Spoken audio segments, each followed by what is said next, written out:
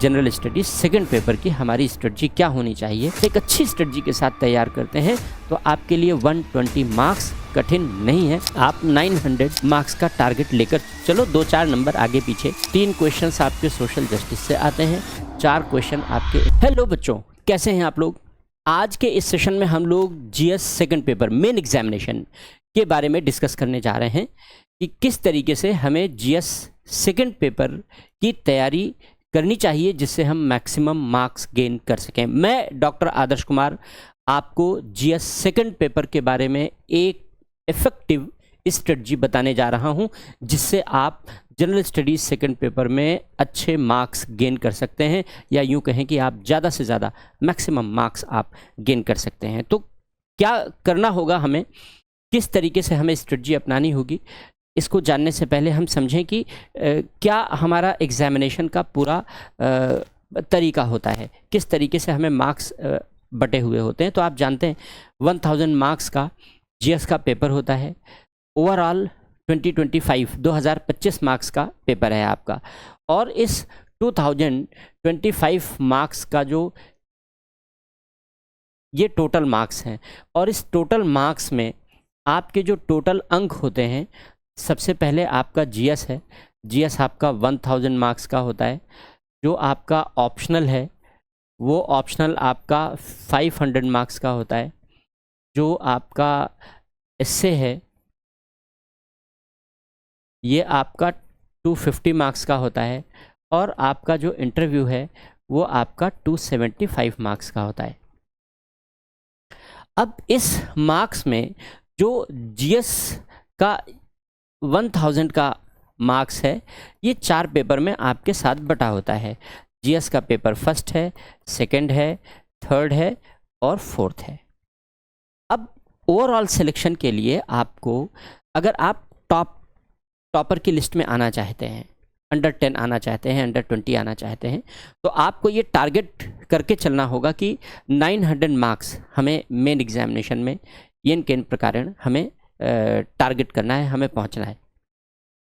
क्योंकि जो total written examination है, अगर आप देखो तो जो रिटन एग्जामिनेशन है, ये रिटन एग्जामिनेशन होता है आपका 1750 मार्क्स का, 1750 नंबर का ये रिटन एग्ज़ाम है, और ये इंटरव्यू 275 नंबर का अलग है।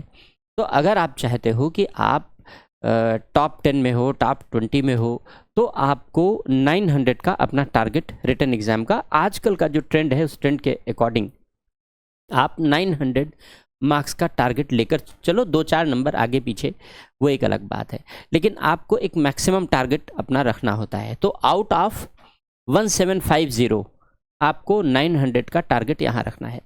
और जो 275 मार्क्स इंटरव्यू के हैं, आप ये मानकर चलो कि इंटरव्यू में आपको एटलीस्ट 200 मार्क्स यहाँ भी मिलें। ये साथ साथ तैयारी होती है, इंटरव्यू की कोई अलग से प्रिपरेशन आपको करने की आवश्यकता नहीं है।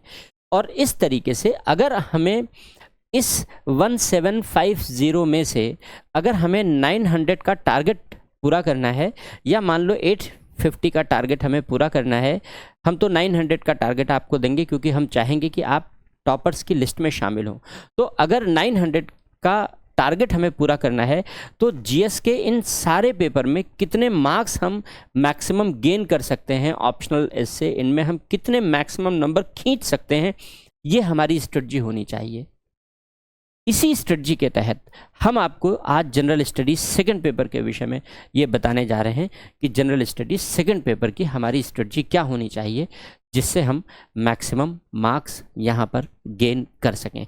बाकी एक ओवरऑल हमने बहुत संक्षेप में आपको जानकारी दे दी, अदरवाइज़ बाकी आप सारी जानकारियाँ तो जानते होंगे, लेकिन अब हमारा जो फोकस है यहाँ पर जनरल स्टडीज़ सेकंड पेपर का होगा कि जनरल स्टडीज़ सेकंड पेपर में हमें मैक्सिमम मार्क्स कितने मिल सकते हैं और हम कैसे उसकी तैयारी करें। आप ये मान करके चलें, अगर आप एक अच्छी प्रिपरेशन कर लेते हैं तो 125 मार्क्स आउट ऑफ 250, क्योंकि हर पेपर जैसे 1000 मार्क्स का पूरा जीएस का पेपर है, तो 250 मार्क्स ईच, यानी हर पेपर 250 नंबर का है। अब अगर ये 250 नंबर का पेपर है, तो इस 250 नंबर के पेपर में आप टारगेट अपना मान कर चलें कि आपका टारगेट 125 होना चाहिए मिनिमम। आप इतना 125 मार्क्स आप गेन कर सकते हैं, क्योंकि बहुत ही डायनेमिक पेपर है। पूरा का पूरा सेकंड पेपर बहुत डायनेमिक है, बहुत इंटरेस्टिंग है। आप जिस सिस्टम को सर्व करने जा रहे हैं, आप जिस सिस्टम में काम करने जा रहे हैं, उसी सिस्टम के नेशनल और इंटरनेशनल एस्पेक्ट से जुड़ा हुआ पेपर है, इसलिए आपके लिए बेहद इंटरेस्टिंग है। अगर आप इस इंटरेस्टिंग पेपर को बड़े स्ट्रेटजी के साथ, एक अच्छी स्ट्रेटजी के साथ तैयार करते हैं, तो आपके लिए 120 मार्क्स कठिन नहीं है, आप इससे भी ज़्यादा स्कोर कर सकते हैं। लेकिन फिर भी मैं आपको टारगेट दे रहा हूँ, क्योंकि अगर आपने 125 मार्क्स ईच पेपर में, हालांकि ऐसा पॉसिबल नहीं हो पाता इन प्रैक्टिस, किसी पेपर में आपके 80 रह जाते हैं, किसी में 100 रह जाते हैं, किसी में वेरिएशन तो स्वाभाविक है हर पेपर में। लेकिन अगर आप मानकर चलो कि 500 मार्क्स अगर आप ओवरऑल जीएस में गेन कर लेते हो, ऑप्शनल में अगर आप 300 मार्क्स गेन कर लेते हो, तो फिर क्या कहने हैं, तब तो फिर आपके लिए कुछ बचा ही नहीं। तो ऑप्शनल और जीएस, क्योंकि 1000 मार्क्स का जनरल स्टडीज़ है आउट ऑफ 1750, तो एक एक पेपर का आप अलग से, एक एक पेपर की अलग से स्ट्रेटजी बनाइए, एक एक टॉपिक की स्ट्रेटजी बनाइए और उसको फॉलो कीजिए, उस पर वर्क कीजिए। तो हम जीएस सेकंड पेपर के बारे में यहाँ पर चर्चा करने जा रहे हैं। तो जो जीएस का सेकंड पेपर है हमारा, जीएस के सेकंड पेपर में यहाँ पर 4 टॉपिक शामिल हैं। 250 मार्क्स का सारा पेपर होता है, 4 पेपर यहाँ पर शामिल हैं। एक है भारतीय राज्य व्यवस्था एवं संविधान,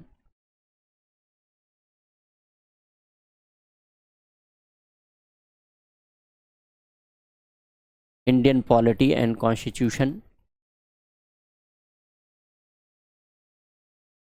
दूसरा टॉपिक गवर्नेंस का है, शासन का है। भारत में शासन कैसे चलता है, गवर्नेंस से रिलेटेड कुछ इश्यूज शामिल किए गए हैं, सारे इश्यूज शामिल नहीं किए गए हैं, कौन कौन से हमें पढ़ना है। शासन से संबंधित महत्वपूर्ण विषय सामाजिक न्याय का है, जो हमारा संविधान हमारे सरकारों को सौंपता है, क्योंकि बिना सामाजिक न्याय के एक कल्याणकारी राज्य की अवधारणा पूरी नहीं हो सकती, जबकि हमने एक वेलफेयर स्टेट का कॉन्सेप्ट अपनाया है। और इसके साथ ही साथ हम जब अपने देश में एक बेहतर गवर्नेंस की बात करते हैं, तो बिना पड़ोसी देशों के साथ और दूसरे देशों के साथ अच्छे संबंधों के और बिना उनके सहयोग के यह भी संभव नहीं है। इसलिए अंतर्राष्ट्रीय संबंधों का भी अध्ययन करना हमारे लिए महत्वपूर्ण हो जाता है। तो जो पूरा का पूरा सेकंड पेपर है, मैंने आपको बताया कि सेकंड पेपर केवल इस बात पर फोकस करता है कि आप जिस सिस्टम को सर्व करने जा रहे हैं, उस सिस्टम में, उस सिस्टम की रिक्वायरमेंट्स क्या हैं आपके लिए, आपको क्या क्या जानना चाहिए। आप भारत के विषय में, भारत की सरकार कैसे बनती है, क्या काम करती है, इसके बारे में और कैसे काम करती है, इसके बारे में आप जानें। जो हमारा सोशल जस्टिस का सिस्टम है वो किस तरीके से वर्क करता है, आप इसे समझें। और एक जो भारत के दूसरे देशों के साथ संबंधों की रूपरेखा है वो किस प्रकार है, क्योंकि बिना अंतर्राष्ट्रीय सहयोग के हम लोग अब बेहतर गवर्नेंस की बात नहीं कर सकते। क्यों? क्योंकि हम लोग ग्लोबल गवर्नेंस के युग में रह रहे हैं, वैश्विक शासन के युग में रह रहे हैं। वैश्विक शासन में एक दूसरे के सहयोग के बिना आगे नहीं बढ़ा जा सकता। इसलिए इस वैश्विक शासन के युग में हम किस तरीके से दूसरे देशों के साथ संबंधों को मजबूत बना सकते हैं, क्या चैलेंजेस आते हैं, इन सारी बातों के विषय में आईआर में हम लोग चर्चा करते हैं। तो ये 4 पेपर हैं, आप देखें, 4 टॉपिक हैं इस जीएस सेकंड पेपर में।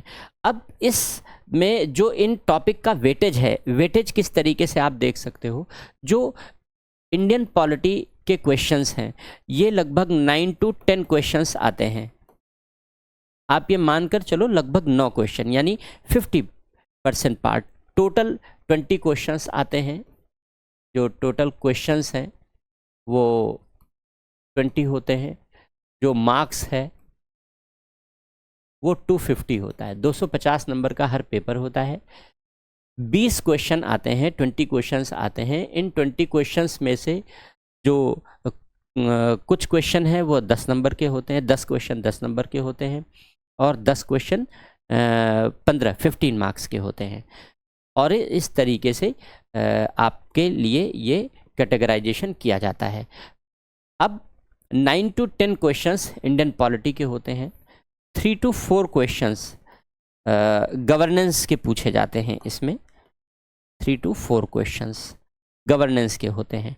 यानी अगर पॉलिटी में 9 है तो गवर्नेंस में यूजुअली 4 होते हैं, अगर पॉलिटी में 10 है तो गवर्नेंस में 3 हो जाते हैं। इस तरीके का रेशियो देखने को मिलता है। सोशल जस्टिस में कंसिस्टेंटली 3 क्वेश्चंस पूछे जा रहे हैं, लगातार 3 क्वेश्चंस कंसिस्टेंटली पूछे जा रहे हैं। और इंटरनेशनल रिलेशन में 4 क्वेश्चंस कंसिस्टेंटली पूछे जा रहे हैं, लगातार 4 क्वेश्चन पूछे जा रहे हैं। तो 3 क्वेश्चंस आपके सोशल जस्टिस से आते हैं, 4 क्वेश्चन आपके इंटरनेशनल रिलेशन से आते हैं, 3 से 4 क्वेश्चन आपके गवर्नेंस से आते हैं, और 9 to 10 क्वेश्चंस आपके इंडियन पॉलिटी से आते हैं। यानी जो सबसे बड़ा पार्ट है, 50% पार्ट है पूरे सेकंड पेपर का, वो इंडियन पॉलिटी है। तो सबसे ज़्यादा फोकस तो आपको इंडियन पॉलिटी पर करना ही होता है, स्वाभाविक सी बात है, नंबर ऑफ क्वेश्चंस जिसके अकॉर्डिंग है उसी के अकॉर्डिंग। और अगर इंडियन पॉलिटी और गवर्नेंस दोनों मिला लें तो आप 14 क्वेश्चंस का पूरा, जो 13 क्वेश्चंस का पूरा ग्रुप है, वो इंडियन पॉलिटी और गवर्नेंस का बन जाता है। फिर सोशल जस्टिस और फिर IR, ये चारों के चारों टॉपिक बड़े डायनेमिक टॉपिक हैं, करंट से रिलेटेड होते हैं। ज़्यादातर क्वेश्चन करंट पर बेस्ड होते हैं, जो पिछले 1 वर्ष में ज़्यादा से ज़्यादा 1.5 साल, वैसे मैंने देखा है 1 वर्ष के भीतर जो घटनाक्रम घटित होते हैं, उन्हीं घटनाक्रमों को बेस बनाकर क्वेश्चंस बनते हैं। अगर ट्रेडिशनल क्वेश्चंस भी पूछे जाते हैं किसी टॉपिक में, जैसे इंडियन पॉलिटी में सबसे ज़्यादा क्वेश्चन आते हैं, 9 to 10 क्वेश्चंस आते हैं, तो यहाँ ट्रेडिशनल तरीके के क्वेश्चन पूछे जाने की संभावना बनी रहती है। हर क्वेश्चन करंट से जुड़ा हुआ नहीं होता, लेकिन अगर ट्रेडिशनल तरीके का भी क्वेश्चन है तो ट्रेडिशनल तरीके के क्वेश्चन का भी एक ट्रेंड ये है कि अगर पिछले वर्ष में 1-2 वर्षों में कोई विषय चर्चा के केंद्र में रहा है तो उस पर करंट का सवाल न बना करके उससे पृष्ठभूमि में, बैकग्राउंड में जा कर के जो स्टैटिक नेचर का क्वेश्चन बनता है, कॉन्सेप्ट पर बेस्ड क्वेश्चन बनता है, उस तरीके के क्वेश्चन पूछ लिए जाते हैं। एक क्वेश्चन इस तरीके से पॉलिटी में जरूर रहता है जो बहुत सिंपल होता है, आसान होता है। जैसे पूछ लिया कि भाई विधान परिषदें कैसे बनती हैं, कैसे इनका समापन किया जा सकता है, कैसे काम करती रही हैं, या फिर पार्लियामेंट का जॉइंट सेशन कब बुलाया जाता है, कब नहीं बुलाया जा सकता, क्यों नहीं बुलाया जा सकता। तो ये एकदम ये कॉन्सेप्चुअल क्वेश्चन तो है ही, लेकिन ये स्टैटिक पोर्शन है, करंट से रिलेटेड नहीं है। और अगर टॉपिक को आपने अच्छे से समझ रखा है तो आप इसे आसानी से, क्योंकि ये एक सीधा सीधा लेखन है, इसमें कहीं कुछ भी उतार चढ़ाव की गुंजाइश नहीं है। आपको याद है आपने लिख दिया, नहीं याद है आप छोड़कर चले आए। इसके अलावा जो क्वेश्चंस आते हैं वो करंट से रिलेटेड होते हैं। जैसे अगर विगत वर्षों में न्यायपालिका की स्वतंत्रता प्रश्न के केंद्र में रही है तो न्यायपालिका की स्वतंत्रता को लेकर के क्वेश्चन बन गया। लीगल सर्विस चर्चा के केंद्र में रहा है तो विधिक सेवाओं को लेकर के क्वेश्चंस पूछे गए, प्रश्न बन गए। इसी तरीके से जनहित याचिकाएं, न्यायिक सक्रियता, जुडिशियल एक्टिविज्म या जुडिशियल ओवररीच, इस तरीके के टॉपिक, जो टॉपिक जब चर्चा के केंद्र में रहते हैं। पर्यावरण की समस्या बहुत विषम समस्या रही है हमारे यहाँ, तो किस तरीके से सुप्रीम कोर्ट ने पर्यावरण के मुद्दों का संविधानीकरण किया है, इस पर क्वेश्चन बन गया। संवैधानिक नैतिकता, कॉन्स्टिट्यूशनल मोरालिटी विगत वर्षों में चर्चा के केंद्र में रही, जैसे सबरीमाला मंदिर, तो कॉन्स्टिट्यूशनल मोरालिटी पर क्वेश्चन बन गया। तो जो भी क्वेश्चंस बनते हैं अगर आप देखें तो पिछले 1 वर्ष का अगर आपने करंट अफेयर्स ढंग से देख लिया है तो आपको मेन एग्जामिनेशन के सारे क्वेश्चन आप गेस कर सकते हैं, आप अनुमान लगा सकते हैं कि किस किस टॉपिक से क्वेश्चन पूछे जाने की संभावना है। हाँ, ये नहीं पता होगा आपको कि क्वेश्चन क्या पूछा जाएगा, क्योंकि ये तो यूपीएससी जाने, लेकिन ये आप अनुमान लगा सकते हैं कि ये टॉपिक्स इम्पॉर्टेंट हैं हमारे लिए इस बार के मेन एग्जामिनेशन के लिए, और आप उसको अच्छे से रिवाइज कर सकते हैं और आप मेन एग्जामिनेशन में अच्छा मार्क्स, अच्छे अंक अर्जित कर सकते हैं। आसानी से आप थोड़ा सा अगर अवेयर रहेंगे, अवेयरनेस बहुत ज़रूरी है, विजिलेंट रहना बहुत ज़रूरी है। अगर विजिलेंट हैं, अवेयर हैं और आप एक पैटर्न फॉलो करके एक स्ट्रेटजी बना के अच्छे से तैयारी कर रहे हैं, तो जीएस के सेकंड पेपर में 125 मार्क्स आपके कहीं नहीं गए। आप 125 मार्क्स तक आप जीएस के सेकंड पेपर में पा सकते हैं। लेकिन मैंने आपको बताया कि करंट बेस्ड पूरा पेपर है, पूरा जीएस का सेकंड पेपर अभी हम लोग आगे डिस्कस करेंगे। पूरा second paper current based paper है, इसलिए आपको करंट पर अच्छे से फोकस करना होगा। और हाँ, करंट पर फोकस करने का मतलब ये है कि भटकना नहीं है आपको कि क्या पढ़ें, कहाँ से पढ़ें। बच्चे बहुत दिनों तक इसी में परेशान रहते हैं क्योंकि lots of materials are there. तो अब उनके लिए बड़ी समस्या होती है कि हम किसे चूज़ करें, कैसे चूज़ करें, कहाँ से चूज़ करें, क्योंकि कोई व्यक्ति कुछ कह देता है, कोई व्यक्ति कुछ कह देता है। बिल्कुल भटकाव की ज़रूरत नहीं है। एक दो चीज़ें आप पकड़ लो और उसी को साथ लेकर के चलो, आपका बेड़ा पार, नैया पार। हम आपको आगे बताएंगे कैसे। अब अभी पहले एक एक टॉपिक को हम लोग डिस्क्राइब कर लेते हैं कि अगर पॉलिटी है तो पॉलिटी में हमें क्या पढ़ना होता है, गवर्नेंस है तो गवर्नेंस में हमें क्या पढ़ना होता है और कहाँ से पढ़ना होता है, सामाजिक न्याय है तो क्या पढ़ना होता है, आईआर है तो क्या पढ़ना होता है।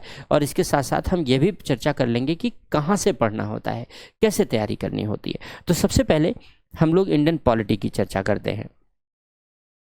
सबसे बड़ा टॉपिक है इंडियन पॉलिटी। अब देखो, पॉलिटी का मतलब क्या है? पॉलिटी का मतलब है राज व्यवस्था, हिंदी में कहते हैं राज व्यवस्था। राज व्यवस्था का मतलब क्या है या पॉलिटी का मतलब क्या है? इसका मतलब है सरकारों की व्यवस्था। आप जिस सरकार में सेवा करने जा रहे हैं, भारत सरकार, राज्य सरकार, आप जिस सरकार के अधीन सेवा करने का कार्य करने जा रहे हैं, सर्विस देने जा रहे हैं, उन सरकारों की व्यवस्था कैसे निर्मित हुई है, सरकारें कैसे बनती हैं, सरकारें क्या काम करती हैं, इन्हीं सारी बातों का अध्ययन पॉलिटी के अंतर्गत किया जाता है। हर देश की अपनी पॉलिटी होगी। अमेरिका की अपनी अलग पॉलिटी है क्योंकि वहाँ का अपना सरकार बनाने का सिस्टम अलग है। ब्रिटेन की अपनी अलग पॉलिटी है क्योंकि वहाँ सरकारों के गठन का तरीका अलग है। भारत की पॉलिटी अपनी अलग है। तो हर देश की पॉलिटी के बारे में हमें जानकारी कैसे मिलती है? उस देश का कॉन्स्टिट्यूशन बताता है।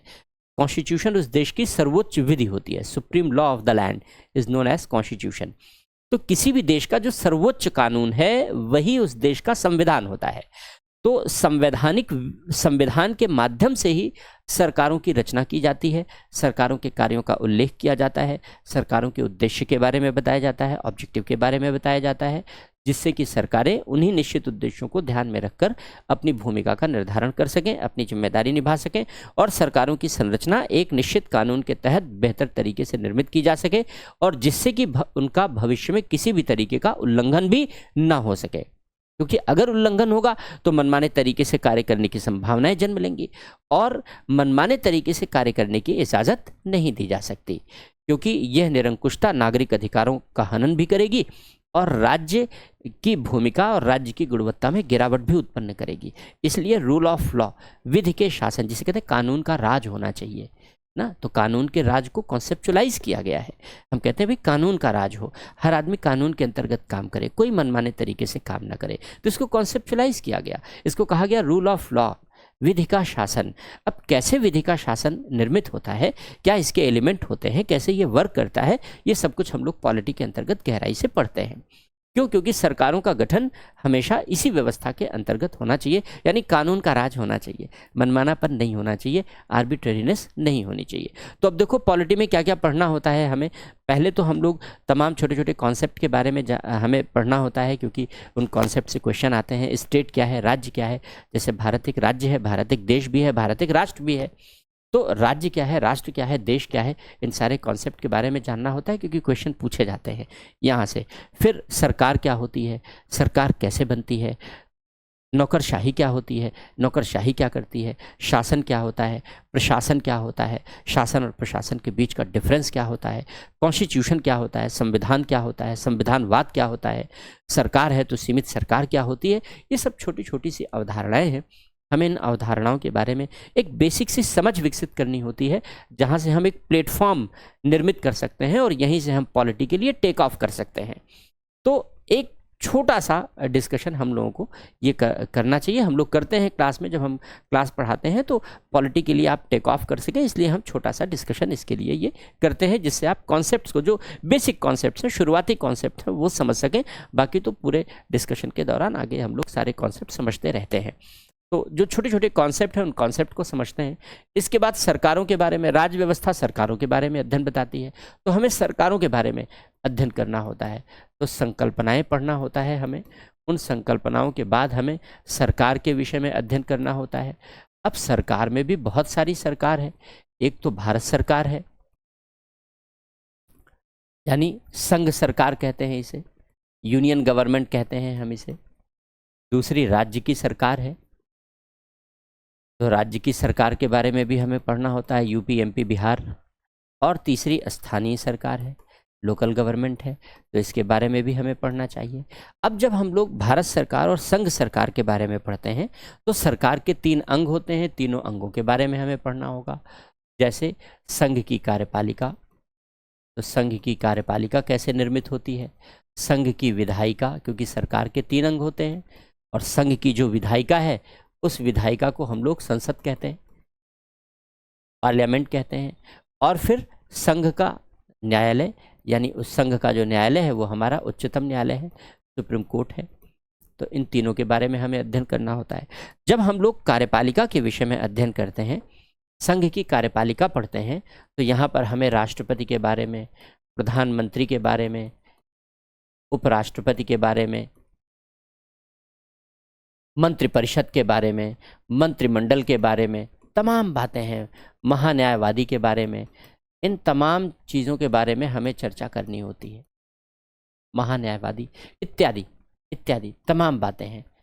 और इन सारी बातों का अध्ययन जब हम करते हैं तो इन सारी बातों का अध्ययन करने के दौरान हम इस बात का ध्यान रखते हैं कि हमें कंपैरेटिव स्टडी करनी होती है। मेन एग्जामिनेशन में हमारा एक सिलेबस का टॉपिक है कि भारत के संविधान की अन्य देशों के संविधानों के साथ तुलना। तो अब वो हम लोग अलग से हर देश का संविधान, अमेरिका, ब्रिटेन, फ्रांस का संविधान अलग से नहीं पढ़ते, बल्कि जो संविधान की हमारी विशेषताएं दूसरे देशों के संविधान से मैच करती हैं, या कहीं ऐसा कॉन्ट्राडिक्शन है या मिसमैच है जिसकी तुलना आवश्यक है, तो वहीं हम लोग भारत की संविधान की विशेषता की अमेरिका के साथ, कनाडा के साथ, आयरलैंड के साथ, फ्रांस के साथ, वहीं हम लोग कंपेयर कर लेते हैं उसी के साथ। उसको अलग से पढ़ने की आवश्यकता नहीं होती, तो हमारा समय भी बच जाता है और इसी अप्रोच से क्वेश्चन ही भी पूछे जाते हैं। क्वेश्चन इसके अलावा नहीं पूछे जाते। जैसे मान लो समता के अधिकार की भारत में और समता के अधिकार की अमेरिका में तुलना, क्वेश्चन पूछा गया। भारत में राष्ट्रपति के निर्वाचन और फ्रांस में राष्ट्रपति के निर्वाचन की तुलना, क्वेश्चन पूछा जा चुका है। तो हमेशा हम पंथ निरपेक्षता, सेकुलरिज्म, भारत का सेकुलरिज्म और फ्रांस का सेकुलरिज्म, दोनों को कंपेयर करते हुए क्वेश्चन पूछा गया है। तो जब हम किसी कॉन्सेप्ट को पढ़ते हैं तो उस कॉन्सेप्ट को हम यहीं पर दूसरे देशों से जहाँ जहाँ रेलेवेंट है, अब कैसे रेलेवेंट है, अब ये बात हमें पता लग जाता है कि दूसरे देशों के साथ हमारी किस तरीके की साम्यता है वहाँ पर, या किस तरीके की असाम्यता है। अब क्लास में हम लोग इन बातों को डिस्कस कर लेते हैं, क्योंकि ये अनुमान लग जाता है हम लोगों को पढ़ाने के बाद। लगभग 2.5 दशक हो गए पढ़ाते हुए, तो ये अनुमान लग जाता है कि हमारा एक्सटेंशन क्या होगा, हमारा दायरा क्या होगा, कहाँ कहाँ से तुलना कराई जा सकती है और कहाँ कहाँ की तुलना आवश्यक है, तो वो हम लोग कवर कर लेते हैं। और ऑलमोस्ट हम लोगों ने अब तक जितना क्लास में कवर किया है, ईश्वर की कृपा से क्वेश्चन लगभग उसी दायरे से ही पूछा जाता है। अब एग्जैक्ट क्वेश्चन तो हम नहीं बता सकते आपको क्या आएगा, लेकिन हाँ, किसी टॉपिक का जो एक्सटेंट हम लोग क्लास में कवर कर लेते हैं, प्रश्न, क्वेश्चन का आंसर आप उसी दायरे से कर सकते हो।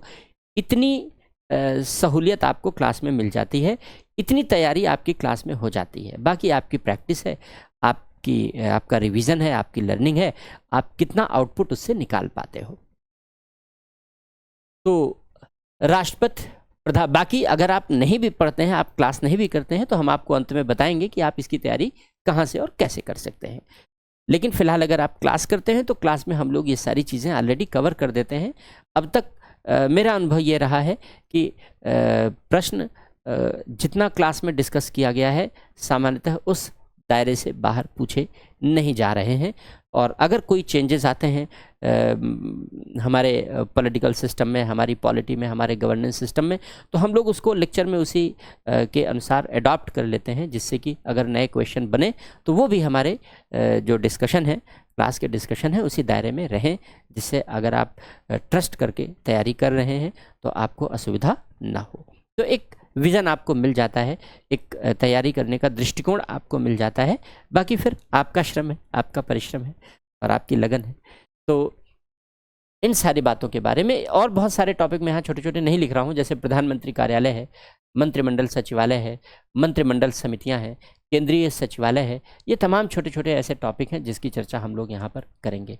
फिर विधायिका है, पार्लियामेंट है, भारत की संसद कैसे बनती है, संसद कैसे काम करती है, कैसे कानून बनाए जाते हैं, कैसे बजट पारित किया जाता है, कैसे धन विधेयक या वित्त विधेयक पारित किए जाते हैं, क्योंकि धन विधेयक और वित्त विधेयक को लेकर के अक्सर कंट्रोवर्सी रही है। तो ये टॉपिक हमेशा चर्चा के केंद्र में रहता है और इसीलिए देखो 2023 के प्री के एग्ज़ाम में धन विधेयक, वित्त विधेयक पर क्वेश्चन आया है, इससे पहले भी पूछा गया है। तो मैंने आपको बताया जो टॉपिक रेलेवेंट होते हैं, चर्चा के केंद्र में रहते हैं, उस पर क्वेश्चन बनते रहते हैं। तो इसी तरीके से क्वेश्चन आइडेंटिफाई करता है जो एग्जामिनर है, उसका भी नज़रिया यही होता है। तो धन विधेयक, वित्त विधेयक कैसे पारित होते हैं, संसदीय समितियां क्या होती हैं, संसदीय समितियां काम कैसे करती हैं, संसद की रोज़मर्रा की कार्रवाई कैसे चलती है, प्रश्नकाल कैसे होता है, शून्यकाल क्या होता है, कैसे विभिन्न प्रस्ताव पेश किए जाते हैं, एडजर्नमेंट मोशन कैसे पेश किया जाता है, अविश्वास प्रस्ताव, विश्वास प्रस्ताव, निंदा प्रस्ताव, सेंश्योर मोशन, तरह तरह के यानी कार्यवाहियाँ कैसे संसद की चलाई जाती हैं, हम लोग इन सारी बातों के बारे में चर्चा करते हैं। फिर संसदीय विशेषाधिकार का मुद्दा, पार्लियामेंट्री प्रिविलेजेस का मुद्दा विगत वर्षों में बहुत ज़्यादा चर्चा के केंद्र में रहा है, क्योंकि संसदीय विशेषाधिकार के दुरुपयोग के उदाहरण हमारे संसद की कार्यवाहियों में अक्सर दिखलाई पड़ते हैं। कोई रिश्वत लेता हुआ पकड़ा जाता है, कोई प्रश्न पूछने के लिए रिश्वत ले रहा है, कोई संसद में दूसरे देशों के नारे लगा रहा है, कोई, अब जाहिर सी बात है कि संसद की, हमारी संसद की भूमिका की अपनी एक मर्यादा है, उसकी अपनी एक गरिमा है, उस गरिमा को बनाए रखना संसद सदस्यों का कार्य है। लेकिन विगत वर्षों में तीव्र गिरावट देखी गई है संसदीय विशेषाधिकार का दुरुपयोग कर वे इस प्रकार के मैलेफिक एक्टिविटीज़, वो इस तरीके से दूषित गतिविधियां संसद के भीतर अंजाम देते रहे हैं। यानी समय आ गया है कि हमें संसदीय विशेषाधिकारों को कोडिफाई करना होगा, हमें तय करना होगा कि आपका कौन सा काम संसदीय विशेषाधिकार के अंतर्गत आएगा और कौन सा काम संसदीय विशेषाधिकार के अंतर्गत नहीं आएगा। लेकिन फिलहाल अभी तक कोई कोडिफिकेशन नहीं है, इसी का दुरुपयोग संसद सदस्य संसद के भीतर करते हैं और अक्सर हमारी संसद बिना किसी परिणाम के ही समाप्त हो जाती है। कभी कभी संसद पूरे पूरे दिन कोई काम नहीं करती, जबकि संसद की एक दिन की कार्यवाही का खर्च लगभग 8 से 10 करोड़ रुपए आ जाता है। स्वाभाविक सी बात है कि इतने पैसे की बर्बादी करने की छूट हम किसी को नहीं दे सकते, और वो तो फिलहाल जनप्रतिनिधि हैं, उन्हें तो सोचना ही होगा। तो इन सारे मुद्दों पर यहाँ हम लोग कैसे संसद सदस्य अयोग्य घोषित किए जा सकते हैं, संसद सदस्यों की अयोग्यता के आधार क्या क्या होते हैं, इन सारी बातों के विषय में बहुत विस्तार से हम लोग यहाँ पर डिफरेंट इश्यूज़ हैं। फिर स्पीकर की भूमिका क्या होती है, ब्रिटेन में कहा जाता है वंस स्पीकर ऑलवेज स्पीकर, क्या हम उसे अडॉप्ट कर सकते हैं। तो इस तरीके के जितने भी डायमेंशन है, विपक्ष का रोल क्या है, अपोजिशन किस तरीके से रोल प्ले कर सकता है, क्या ब्रिटेन की तरीके से शेडो कैबिनेट हमारे लिए रेलेवेंट है, इन तमाम डायमेंशन को हम लोग यहाँ पर विधायिका में, पार्लियामेंट में कवर करते हैं। इतना कवर कर लोगे फिर बाहर से क्वेश्चन आता ही नहीं है, पूछा ही नहीं जाता।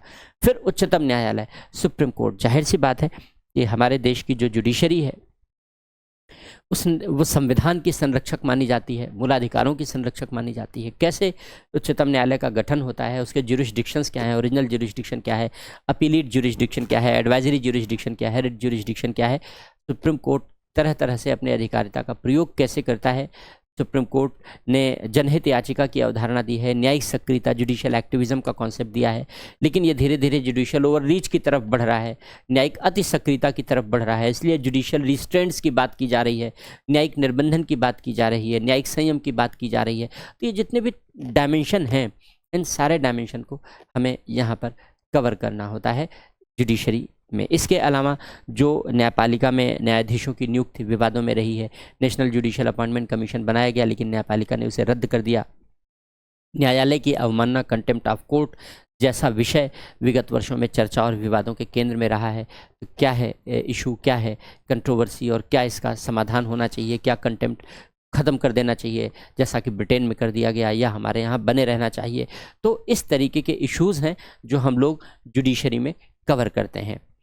इसके अलावा जुडिशरी में जब हम लोग चर्चा करते हैं तो जो तरह तरह के इश्यूज़ हैं, जैसे आर्बिट्रेशन एंड कंसिलिएशन एक्ट बनाया गया है, मीडिएशन एक्ट 2023 बनाया गया है, प्ली बार्गेनिंग है, या फिर ग्राम न्यायालय हैं। इस तरीके के जो जुडिशल सिस्टम को डायनेमिक बनाने के लिए जो कदम उठाए गए हैं, हमें ये भी चर्चा करनी होती है। ट्रिब्यूनल्स हैं जिन्हें हम लोग क्वाजी जुडिशियल बॉडीज़ कहते हैं, अर्ध न्यायिक संस्थाएं कहते हैं। अर्ध न्यायिक संस्थाओं का भी अध्ययन करना होता है, न्यायालय से कैसे भिन्न होते हैं, इन सारी बातों की चर्चा हमें करनी होती है। अब इसके बाद फिर जो राज्य सरकार है, राज्य सरकार में भी 3 अंग हैं। तो राज्य सरकार की कार्यपालिका है, और राज्य सरकार की का जो विधानमंडल है उसे राज्य विधानमंडल ही कहते हैं। और राज्य सरकार का जो न्यायपालिका है वो राज्य सरकार की न्यायपालिका उच्च न्यायालय और प्लस अधीनस्थ न्यायालय, जिसे हम लोग बोलचाल में जिला न्यायालय कहते हैं, इसके बारे में हमें यहाँ अध्ययन करना होता है। तो अब यहाँ की कार्यपालिका में हमें राज्यपाल के बारे में पढ़ना होता है।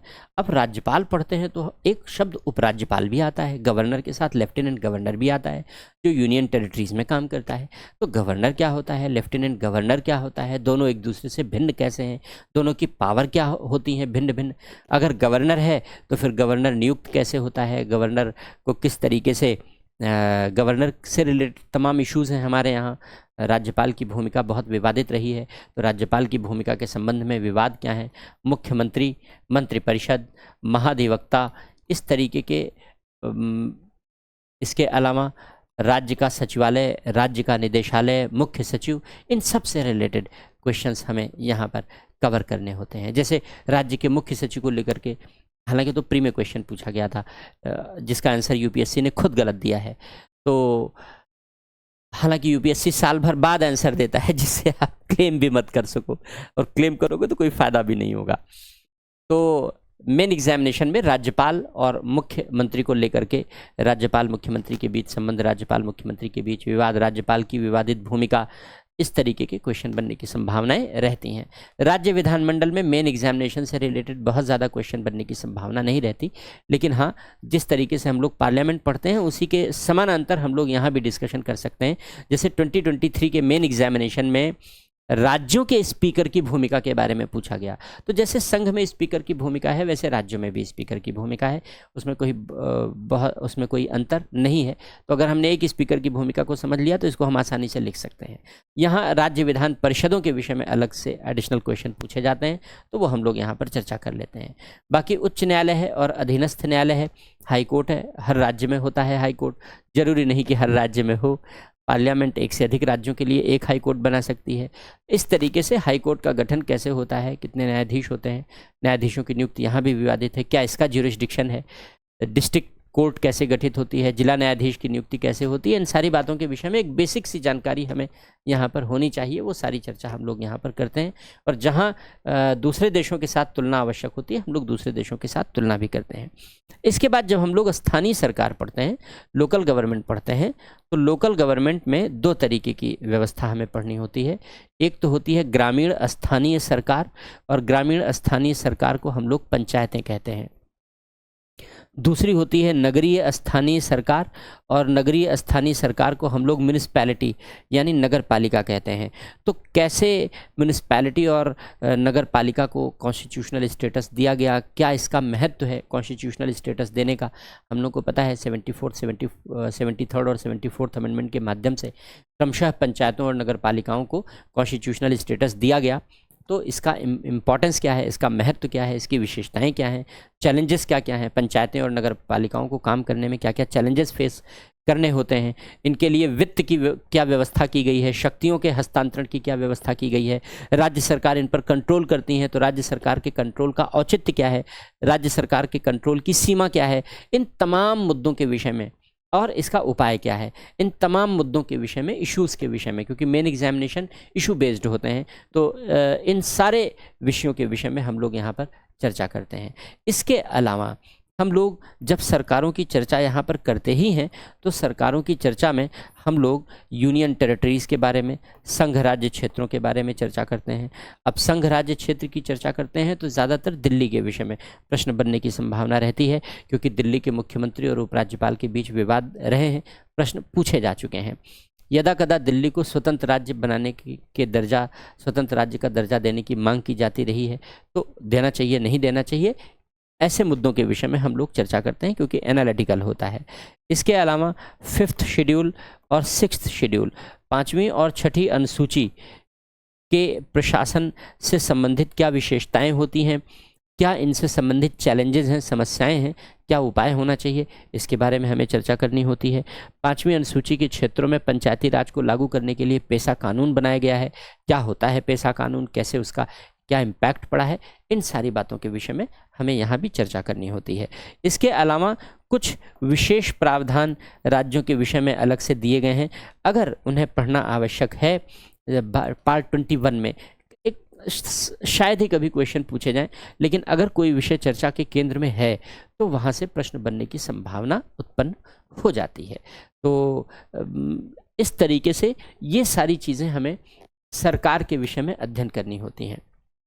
सरकारों के विषय में अध्ययन करने के साथ साथ फिर संघ राज्य संबंध का भी अध्ययन करना होता है। संघीय प्रणाली क्या होती है हमारे देश में, किस तरीके से संघीय प्रणाली अपनाई गई है, संघीय प्रणाली के साथ साथ संघ राज्य संबंध क्या होते हैं। एक तो संसदीय प्रणाली अपनाई गई है, पार्लियामेंट्री सिस्टम अपनाया गया है हमारे यहाँ। तो पार्लियामेंट्री सिस्टम में दो तरीके की कार्यपालिका बन जाती है, राष्ट्रपति और प्रधानमंत्री, नाम मात्र और वास्तविक कार्यपालिका, ये दो अलग अलग भेद हो जाते हैं। क्यों ये भेद किए गए हैं, राष्ट्रपति पद का महत्व क्या है, क्यों वास्तविक कार्यपालिका प्रधानमंत्री होते हुए भी राष्ट्रपति का पद बनाया गया है, अमेरिका जैसा सिस्टम क्यों नहीं अडॉप्ट कर लिया गया, एक ही कार्यपालिका होती, इन सारी बातों के विषय में हम लोग पार्लियामेंट्री सिस्टम में पढ़ते हैं जब प्रेसिडेंट पढ़ते हैं तो। लेकिन अब यहाँ पर ये फेडरल सिस्टम है, संघीय प्रणाली है, यानी जो भारत सरकार है और राज्य सरकार है, दोनों के बीच रिश्तों को लेकर, दोनों के बीच संबंधों को लेकर के क्या कॉन्सेप्ट है, उन कॉन्सेप्ट के बारे में अध्ययन करना होता है। और इसी कॉन्सेप्ट से फिर तरह तरह की अवधारणाएं जन्म लेती हैं, जैसे सहकारी संघवाद है, प्रतिस्पर्धी संघवाद है, बार्गेनिंग फेडरलिज्म है, समझौते वाला संघवाद है, कॉम्बैटिव फेडरलिज्म है, संघर्षात्मक संघवाद है ना। ये तरह तरह के कॉन्सेप्ट जन्म लेते हैं। किस तरीके से हमारी संघीय प्रणाली अमेरिका और कनाडा से भिन्न है या कनाडा के नज़दीक है, अमेरिका से दूर है, इन सारी बातों के विषय में भी हम लोग यहीं पर चर्चा करते हैं। फिर इसके बाद संघ राज्य संबंधों की चर्चा करते हैं। संघ राज्य संबंधों में 3 प्रकार के संबंधों की हम लोग चर्चा करते हैं, विधायी संबंध है, प्रशासनिक संबंध है और वित्तीय संबंध है। विधायी संबंधों में जब हम लोग चर्चा करते हैं तो किस तरीके से संघ के पक्ष में शक्तियों का वितरण किया गया है, यानी संसद को ज़्यादा पावर दी गई है राज्य विधानमंडलों की तुलना में, हम लोग इस बात की चर्चा करते हैं यहाँ पर। फिर जब प्रशासनिक संबंधों की चर्चा करते हैं तो किस तरीके से संघ की सरकार राज्यों की सरकार की तुलना में ज़्यादा मजबूत है, हम लोग इस बात की भी चर्चा करते हैं। संघ और राज्यों के बीच शक्तियों का वितरण करने के लिए 7th शेड्यूल बनाई गई है, 7वीं अनुसूची बनाई गई है। विगत वर्षों में 7वीं अनुसूची के पुनर्विचार पर भी चर्चा की जाती रही है। क्यों, हम लोग यहाँ पर इस बात की चर्चा करते हैं, इस बात का हमें अध्ययन करना चाहिए। इसके अलावा संघ और राज्यों के बीच नदी जल विवाद को लेकर के क्या प्रबंध किए गए हैं, तो नदियों के जल बंटवारे को लेकर के अगर विवाद उत्पन्न होता है तो क्या समाधान होना चाहिए। अंतर्राज्यीय परिषद की व्यवस्था अपनाई गई, इंटर स्टेट काउंसिल का प्रबंध किया गया है। इन सारी बातों के विषय में हमें विस्तार से चर्चा करनी होती है। फिर इसी के अंतर्गत वित्त आयोग का अध्ययन करना होता है, क्योंकि वित्तीय संघवाद भी हमारे यहाँ स्थापित किया गया है, फाइनेंशियल फेडरलिज्म भी स्थापित किया गया है। इस फाइनेंशियल फेडरलिज्म को स्थापित करने में वित्त आयोग किस प्रकार का रोल प्ले करता है, हर 5वें साल पर गठित किया जाता है, 5 साल खत्म होने से पहले अगले 5 साल की सिफारिशें देने के लिए। तो किस तरीके से वित्त आयोग की सिफारिशों ने एक फाइनेंशियल फेडरलिज्म हमारे यहाँ स्थापित किया है, हम लोग इस बात को जानने की कोशिश यहाँ पर करते हैं। फिर एक प्राणी होता है सीएजी, भारत का नियंत्रक और महालेखा परीक्षक। हमें सीएजी के बारे में भी चर्चा करनी होती है, अध्ययन करना होता है, क्योंकि वो भारतीय वित्त का रखवाला है, Indian audit and account services का मुखिया है, भारत का मुख्य लेखा परीक्षक है, यानी सरकार की गड़बड़ियों को पहचानता है, आइडेंटिफाई करता है, किसने जानवरों का चारा खा लिया, किसने सीमेंट घोल के पी लिया, किसने 2G स्पेक्ट्रम बेच दिया, किसने कोयले में मुंह काला कर लिया, किसने कॉमनवेल्थ में गेम खेल लिया। तरह तरह के घोटाले हुए हैं हमारे देश में। तो इन सारे घोटालों की जो पहचान है ये यही सीएजी ही करता है, भारत का नियंत्रक महालेखा परीक्षक ही करता है। तो सीएजी के बारे में भी हमें चर्चा करनी होती है और सीएजी के बारे में भी हमें पढ़ना होता है। इसके अलावा फिर हम लोग इतना पढ़ने के बाद सरकारों के विषय में अध्ययन कंप्लीट कर लेते हैं। इतना सरकारों के विषय में पढ़ना है। फिर सरकार के अध्ययन के बाद फिर तरह तरह के इश्यूज़ होते हैं, जैसे निर्वाचन से संबंधित इश्यूज़ हैं। तो निर्वाचन, लोक सेवाओं के बारे में जो संक्षिप्त जानकारी है, हमें लोक सेवाओं के बारे में थोड़ा अध्ययन कर लेना चाहिए। जैसे इसमें सबसे महत्वपूर्ण विषय सिविल सेवाओं को दिया जाने वाला संरक्षण है, आर्टिकल 311, जो अक्सर विवादों के केंद्र में रहता है। इसके बाद फिर निर्वाचन है, सबसे महत्वपूर्ण विषय, और इस निर्वाचन में हमें इलेक्शन कमीशन पढ़ना होता है। जब लोक सेवा पढ़ते हैं तो यहाँ यूपीएससी पढ़ लेते हैं, स्टेट पब्लिक सर्विस कमीशन पढ़ लेते हैं, इनको स्वतंत्र क्यों बनाया गया है, इनकी स्वतंत्रता के लिए क्या व्यवस्थाएं अपनाई गई हैं, इन सारी बातों के विषय में हम लोग चर्चा करते हैं। समीक्षा भी कर सकते हैं, करते नहीं हैं, क्योंकि यूपीएससी की कमियां कौन गिनाएगा। हम एग्ज़ाम में तो गिना नहीं सकते, पूछा भी नहीं जाएगा, तो इसलिए कमियां तो नहीं पढ़ते, लेकिन हाँ कमियां तो हैं ही, इसमें कोई शक नहीं। लेकिन फिलहाल स्वतंत्र संस्थान है तो स्वतंत्रता के क्या उपाय हैं, वो सारी बातें तो हम लोग जरूर अध्ययन कर लेते हैं। जब निर्वाचन पढ़ते हैं तो निर्वाचन आयोग की नियुक्ति विगत वर्षों में विवादों में रही है। निर्वाचन आयोग की भूमिका में कैसे परिवर्तन आया है, टीएन शेषन के आने के बाद से क्या चेंजेस आए थे और किस तरीके से एक नए तरीके की भूमिका का निर्धारण आयोग ने किया है, इन सारी बातों की चर्चा यहाँ पर करनी होती है। फिर इलेक्शन से संबंधित तमाम तरीके के मुद्दे होते हैं, इश्यूज़ होते हैं, उन सारे मुद्दों पर हमें ध्यान देना होता है। जैसे वन नेशन वन इलेक्शन, एक राष्ट्र एक चुनाव का मुद्दा बहुत चर्चा के केंद्र में रहा है, होना चाहिए नहीं होना चाहिए। फिर इलेक्टोरल फंडिंग है, जो निर्वाचनों की फंडिंग है वो कैसे हो। फिर पॉलिटिकल फंडिंग है, जिसके लिए इलेक्टोरल बॉन्ड लाए गए थे और सुप्रीम कोर्ट ने इलेक्टोरल बॉन्ड को रद्द कर दिया, वो पॉलिटिकल फंडिंग है, वो इलेक्टोरल फंडिंग नहीं है। इलेक्टोरल फंडिंग अलग है, पॉलिटिकल फंडिंग अलग है। हमारे यहाँ दोनों अपारदर्शी हैं, दोनों घटिया सिस्टम हैं, दोनों में चेंजेस आने चाहिए। क्या चेंजेस आने चाहिए, किस तरीके के रिफॉर्म होने चाहिए, हम लोग इन सारी बातों के विषय में यहाँ पर चर्चा करते हैं। जो इससे रिलेटेड रिफॉर्म्स हैं, इलेक्शन से संबंधित क्या नए रिफॉर्म्स की ज़रूरत है। जैसे यह भी कहा जाता है कि भाई एक आदमी 2 सीटों से चुनाव क्यों लड़े, एक आदमी को एक ही सीट से चुनाव लड़ना चाहिए। तमाम ऐसे छोटे छोटे इश्यूज़ हैं, तो उन तमाम इश्यूज़ को हमें रिफॉर्म के रूप में यहाँ पर कंसीडर करना होता है, देखना होता है। इसके अलावा जो रिप्रेजेंटेशन ऑफ पीपल एक्ट 1950 और रिप्रेजेंटेशन ऑफ पीपल एक्ट 1951, 1950 और 1951 का जन प्रतिनिधित्व कानून है। तो 2 कानून हैं इसी नाम से।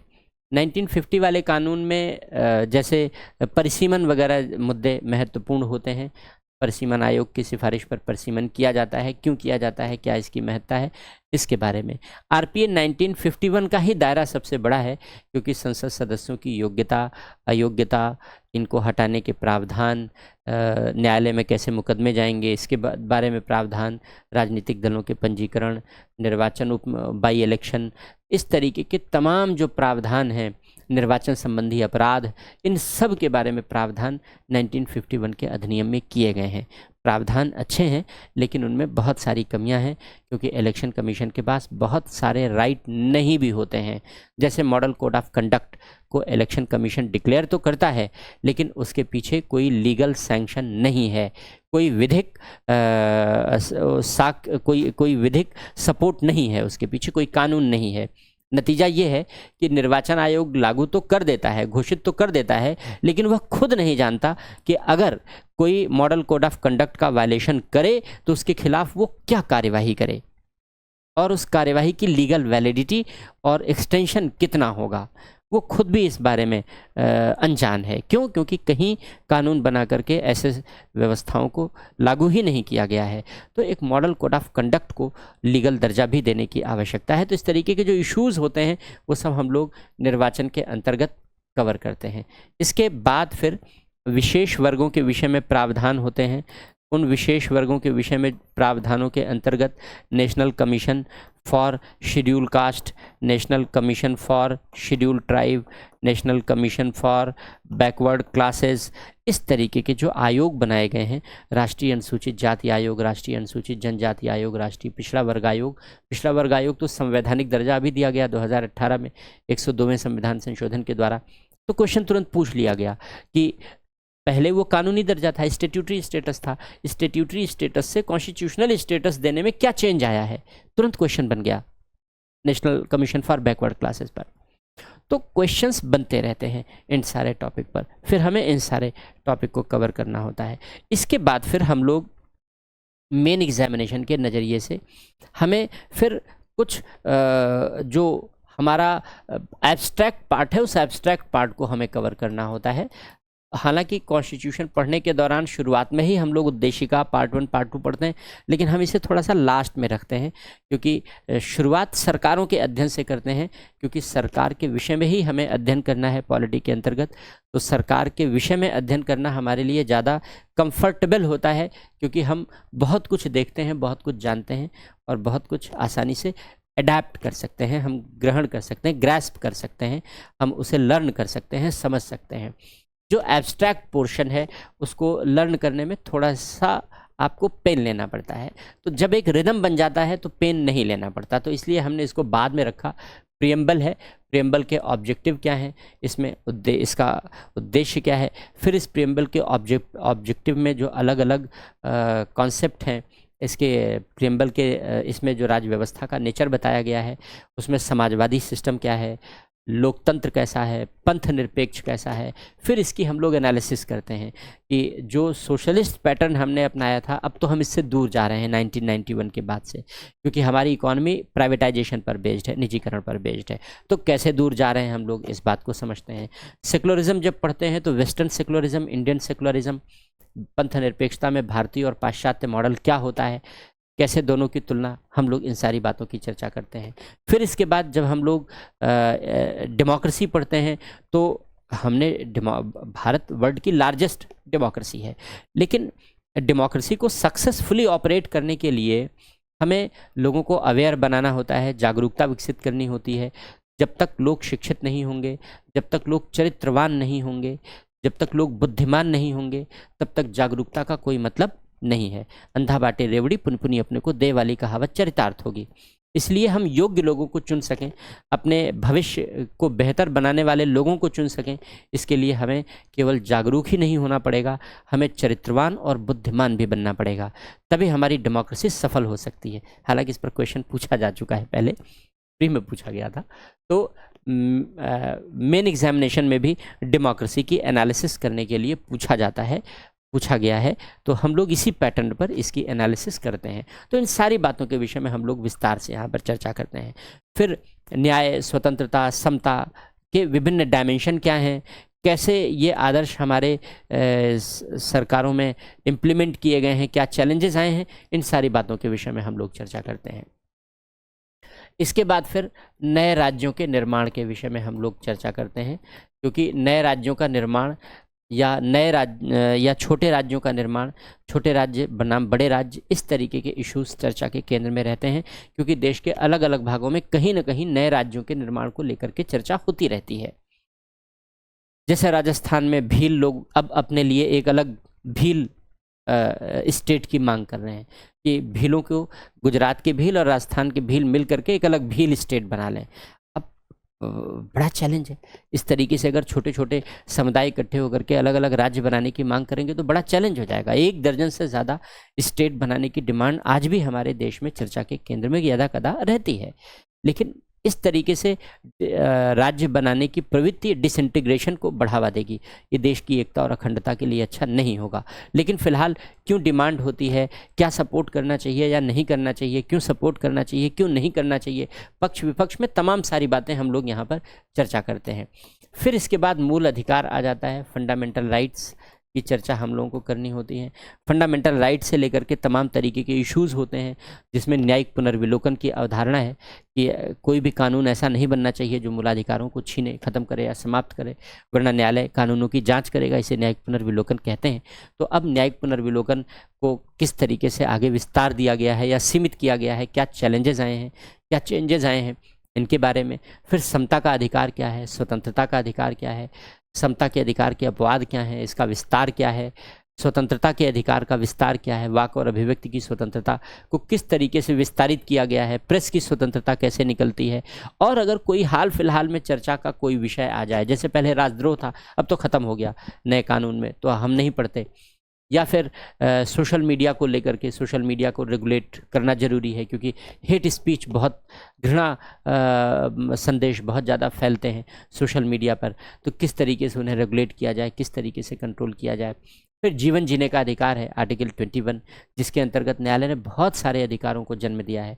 राइट टू प्रिवेसी, इस पर मेन एग्जामिनेशन में भी क्वेश्चन पूछा जा चुका है। पर्यावरण संरक्षण का अधिकार, इस पर भी मेन एग्जामिनेशन में क्वेश्चन पूछा जा चुका है। तो सुप्रीम कोर्ट जब जब भी नए अधिकारों की व्याख्या, जैसे अभी 2024 में एक नए अधिकार की व्याख्या सुप्रीम कोर्ट ने आर्टिकल 21 के अंतर्गत की है, और वह है राइट अगेंस्ट क्लाइमेट चेंज, यानी जलवायु परिवर्तन के विरुद्ध संरक्षण का अधिकार। इसका मतलब है कि जलवायु परिवर्तन के जो बुरे प्रभाव हम पर पड़ते हैं, उनसे संरक्षण पाना भी हमारा फंडामेंटल राइट है। तो अब अगले एग्जाम्स में, मेन एग्जाम ने इन पर प्रश्न बनने की संभावना जन्म ले सकती है। राइट टू प्राइवेसी का एक्सटेंशन क्या हो सकता है, भविष्य में इस पर भी प्रश्न बनने की संभावनाएं जन्म ले सकती हैं। तो मूल अधिकार के डायमेंशन बहुत सारे हो सकते हैं। ग्लोबलाइजेशन ने मूलाधिकारों को किस तरीके से प्रभावित किया है, पॉजिटिव और निगेटिव तरीके से। मूलाधिकारों के अपवाद क्या होते हैं। मूलाधिकारों के ही विषय में 9th शेड्यूल, 9वीं अनुसूची का विषय होता है। किस तरीके से 9वीं अनुसूची का विषय विवादित रहा है, 9वीं अनुसूची को लेकर के न्यायालय के क्या जजमेंट रहे हैं, इन पर क्वेश्चन बनने की संभावना रहती है। जैसे IR कोहिल्यो बनाम तमिलनाडु राज्य का जजमेंट 2007 का बड़ा लैंडमार्क जजमेंट माना जाता है। तो क्या था ये जजमेंट, इसका इम्पैक्ट क्या पड़ा 9th शेड्यूल पर, किस तरीके का प्रभाव पड़ा, इस तरीके के प्रश्न हमें यहाँ पर अध्ययन कर लेने होते हैं। इसके बाद फिर नीति निर्देशक तत्व हैं। नीति निर्देशक तत्व एक कल्याणकारी राज्य की स्थापना का किस तरीके से प्रावधान करते हैं, किस तरीके से नीति निर्देशक तत्वों में गांधीवादी दर्शन या उदारवादी दर्शन या प्रगतिशील दर्शन या समाजवादी दर्शन के लक्षण दिखलाई पड़ते हैं। मूलाधिकार और नीति निर्देशक तत्वों के बीच क्या संबंध रहा है, क्या विवाद रहा है, क्या अंतर है इनके बीच, इस तरीके के प्रश्न हमें यहाँ पर कवर करने चाहिए। इसके अलावा फिर यूनिफॉर्म सिविल कोड, जो सबसे ज़्यादा विवादित रहा है नीति निर्देशक तत्वों में, हमें यूनिफॉर्म सिविल कोड को यहाँ पर कवर करना होता है, समान सिविल संहिता को पढ़ना होता है विस्तार से। फिर मूल कर्तव्य, फंडामेंटल ड्यूटीज़, क्योंकि मूल कर्तव्य का पालन करने के लिए यह कहा जाने लगा है कि भाई इसे बाध्यकारी बना दिया जाए, तो शायद इसका पालन लोग करेंगे। लेकिन क्या इसे बाध्यकारी बनाना चाहिए, नहीं बनाना चाहिए, क्या महत्व है इसका, क्योंकि बहुत सारे देशों में नहीं है, इन सारी बातों के विषय में हमें चर्चा करनी होती है। फिर संविधान संशोधन, संविधान संशोधन के साथ साथ आधारभूत ढांचे की अवधारणा,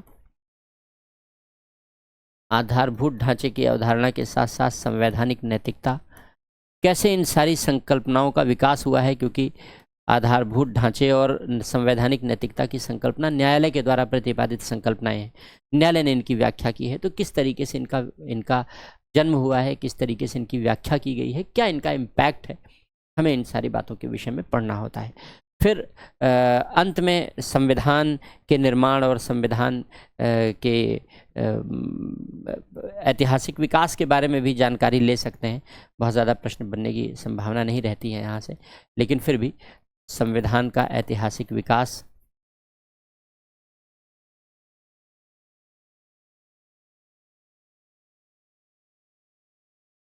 और निर्माण, इसकी चर्चा हम लोग करते हैं। फिर विनियामक संस्थाएं हमारे सिलेबस में है मेन एग्जामिनेशन में, और विनियामक संस्था के साथ सांविधिक संस्थाएं। विनियामक संस्थाएं जैसे ट्राई है, इरडा है, तो इन सब के बारे में। सांविधिक संस्थाएं जो कानून के अंतर्गत बनाई गई संस्थाएं हैं, विनियामक संस्थाएं जो विनियमन करने के लिए बनाई गई हैं। तो संविधिक संस्थाओं में जैसे NHRC, national human rights commission, सबसे ज़्यादा क्वेश्चन इस पर पूछे गए हैं विगत वर्षों में राष्ट्रीय मानवाधिकार आयोग पर। तो इतना टॉपिक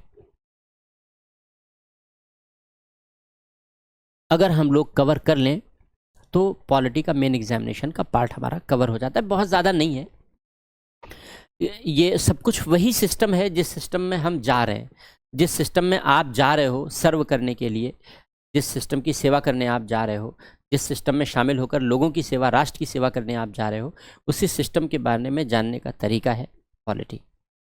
अब कैसे पढ़ना है पॉलिटी? तो बेसिकली आप लोग बेसिक कॉन्सेप्ट के लिए NCERT तो पढ़ते ही हो, तो NCERT पढ़ लो। 9th की लोकतांत्रिक राजनीति 2 पार्ट आती है। इसके अलावा 11th की NCERT है भारतीय संविधान सिद्धांत और व्यवहार, उसे आप अच्छे तरीके से तैयार कर सकते हो।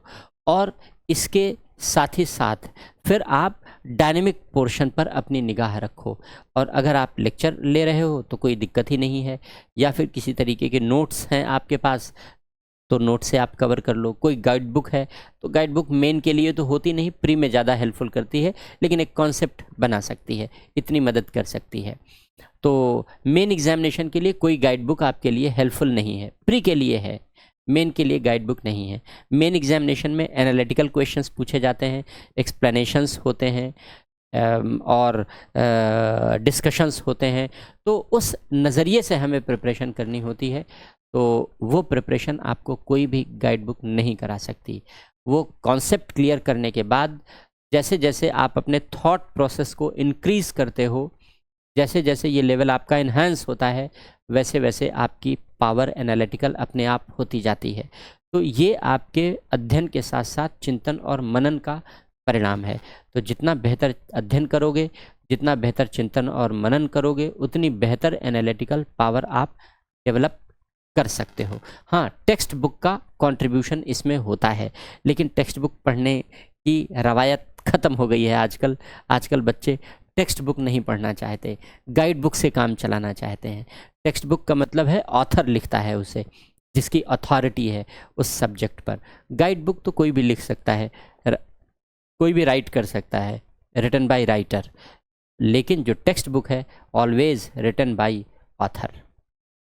तो जब आप ऑथर की बुक पढ़ते हो तो उसका एक अलग इम्पैक्ट होता है आप पर।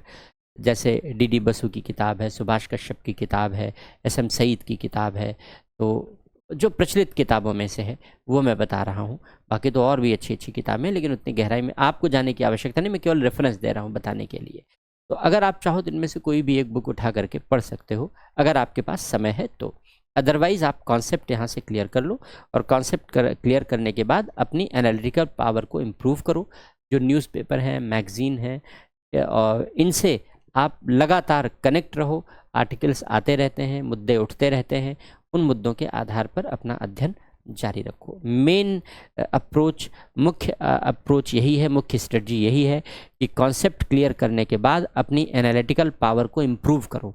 मेन एग्जामिनेशन में आपकी एनालिटिकल पावर जितनी इम्प्रूव्ड होगी, उतने ज़्यादा नंबर मिलने की गुंजाइश होगी। क्योंकि मान लो जैसे प्रेसिडेंट की जुडिशियल पावर है, प्रेसिडेंट की ऑर्डिनेंस पावर है, अध्यादेश की शक्ति है, राष्ट्रपति की न्यायिक शक्ति है, अध्यादेश की शक्ति है, अनुच्छेद 356 के दुरुपयोग की शक्ति है। अगर इन सब पर क्वेश्चन पूछे जाएं तो कौन सा ऐसा बच्चा है जो नहीं लिखेगा पॉलिटी पढ़ने के बाद? हर कोई थोड़ा ना थोड़ा बहुत तो लिख कर आएगा ही। लेकिन अब क्वालिटी आंसर कौन लिख रहा है, नंबर इस पर मिलेंगे। क्वालिटी आंसर लिखने का मतलब है कि आप एनालिसिस में कौन सा ऐसा मुद्दा उठाते हो जो शायद दूसरों ने नहीं उठाया, या दूसरों ने उठाया तो आपको उस मुद्दे को लिखने का अप्रोच कैसा है जो दूसरों ने नहीं अपनाया। नंबर यहीं से उठते हैं, नंबर ऐसे ही उठते हैं।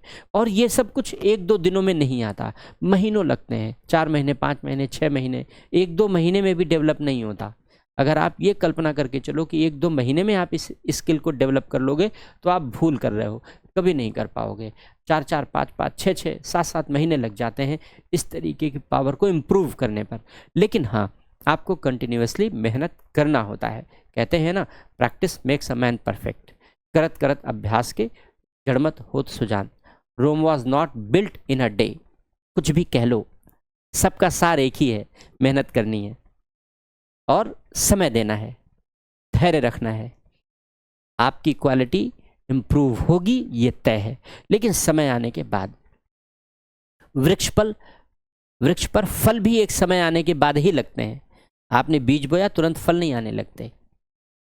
धैर्य रखना पड़ता है, धैर्य के साथ पढ़ते रहो, मेहनत करते रहो, प्रैक्टिस करते रहो, रिवीजन करते रहो, नई नई चीज़ें पढ़ते रहो, ऐड करते रहो, न्यूज़पेपर पढ़ते रहो, ऐड करते रहो। कौन सा न्यूज़पेपर पढ़ें? कोई भी पढ़ लो, इंडियन एक्सप्रेस पढ़ लो, द हिंदू पढ़ लो, हिंदी में राष्ट्रीय संस्करण दैनिक जागरण पढ़ लो, कोई भी पढ़ लो, कोई फ़र्क नहीं पड़ता। पेपर एक रेगुलर पढ़ना जरूरी है और एडिटोरियल पेज और एडिटोरियल आर्टिकल पढ़ना जरूरी है, ये ध्यान रखना जरूरी है पेपर में। और जो एक मंथली मैगज़ीन आती है, वो मंथली मैगज़ीन भी पढ़ना ज़रूरी है, जिससे अगर आप कहीं कुछ छूट रहा है तो मंथली मैगज़ीन एक अच्छा कंपाइलेशन होती है, वो कवर कर देती है। कोई भी मैगज़ीन पढ़ो, जैसे संस्थान आपको मैगज़ीन पर मंथ उपलब्ध कराता है, करंट अफेयर्स के वीडियोस भी अवेलेबल कराता है, देख सकते हो। कवर करना है आपको करंट अफेयर्स, कम समय में जहाँ ज़्यादा कवर कर सकते हो वो अप्रोच लेकर के आप चलो, जो आपको पसंद आवे, जो आपको अच्छा लगे। लेकिन करंट अफेयर्स के लिए इतना ही ध्यान रखो, और ज़्यादा भटकाव पालने की ज़रूरत नहीं है। राष्ट्रीय संस्करण दैनिक जागरण पढ़ो हिंदी मीडियम में, हिंदी मीडियम का सबसे अच्छा पेपर है। इसके अलावा एक मंथली मैगज़ीन पढ़ो। और अगर मैं सजेस्ट करूँगा आपको कि इंडियन एक्सप्रेस का एक्सप्लेन्ड पेज ज़रूर पढ़ो। एक पेज है, केवल एक पेज है, उससे आपकी, चूँकि आपको इंग्लिश का पेपर भी क्वालिफाई करना होता है, तो आपकी इंग्लिश भी लगातार चलती रहेगी अध्ययन में। और एक्सप्लेन्ड पेज अच्छा है, ऑलमोस्ट सारी चीज़ें कवर कर देता है। तो इन सारी चीज़ों को आप लोग अगर करंट अफेयर्स के लिए पढ़ते हो तो काम चल जाएगा। हिंदू भी अगर पढ़ सकते हो तो पढ़ लो, सभी लोग पढ़ते ही हैं, ऐसा लोग कहते हैं। नहीं भी पढ़ोगे तब भी काम चल जाएगा, इतना पढ़ लोगे तो काम चल जाएगा। ये पॉलिटी के लिए हो गया। अब इसके बाद गवर्नेंस की बात कर लेते हैं हम लोग, शासन।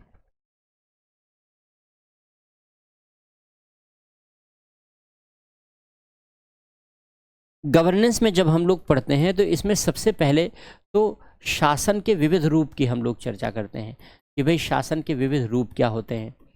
अब शासन के विविध रूपों में हम लोग, जैसे विकेंद्रित शासन है तो विकेंद्रित शासन पर क्वेश्चन आते हैं। ये बेसिकली पंचायतों और नगर पालिकाओं से ही जुड़ा हुआ क्वेश्चन है, क्योंकि विकेंद्रित शासन का मतलब पंचायतें और नगर पालिकाओं के द्वारा शासन, तो वहाँ से कवर हो ही जाता है जब आप पंचायतें नगर पालिकाएँ पढ़ते हो। कारपोरेट शासन, कारपोरेट गवर्नेंस, इस पर क्वेश्चन आता है।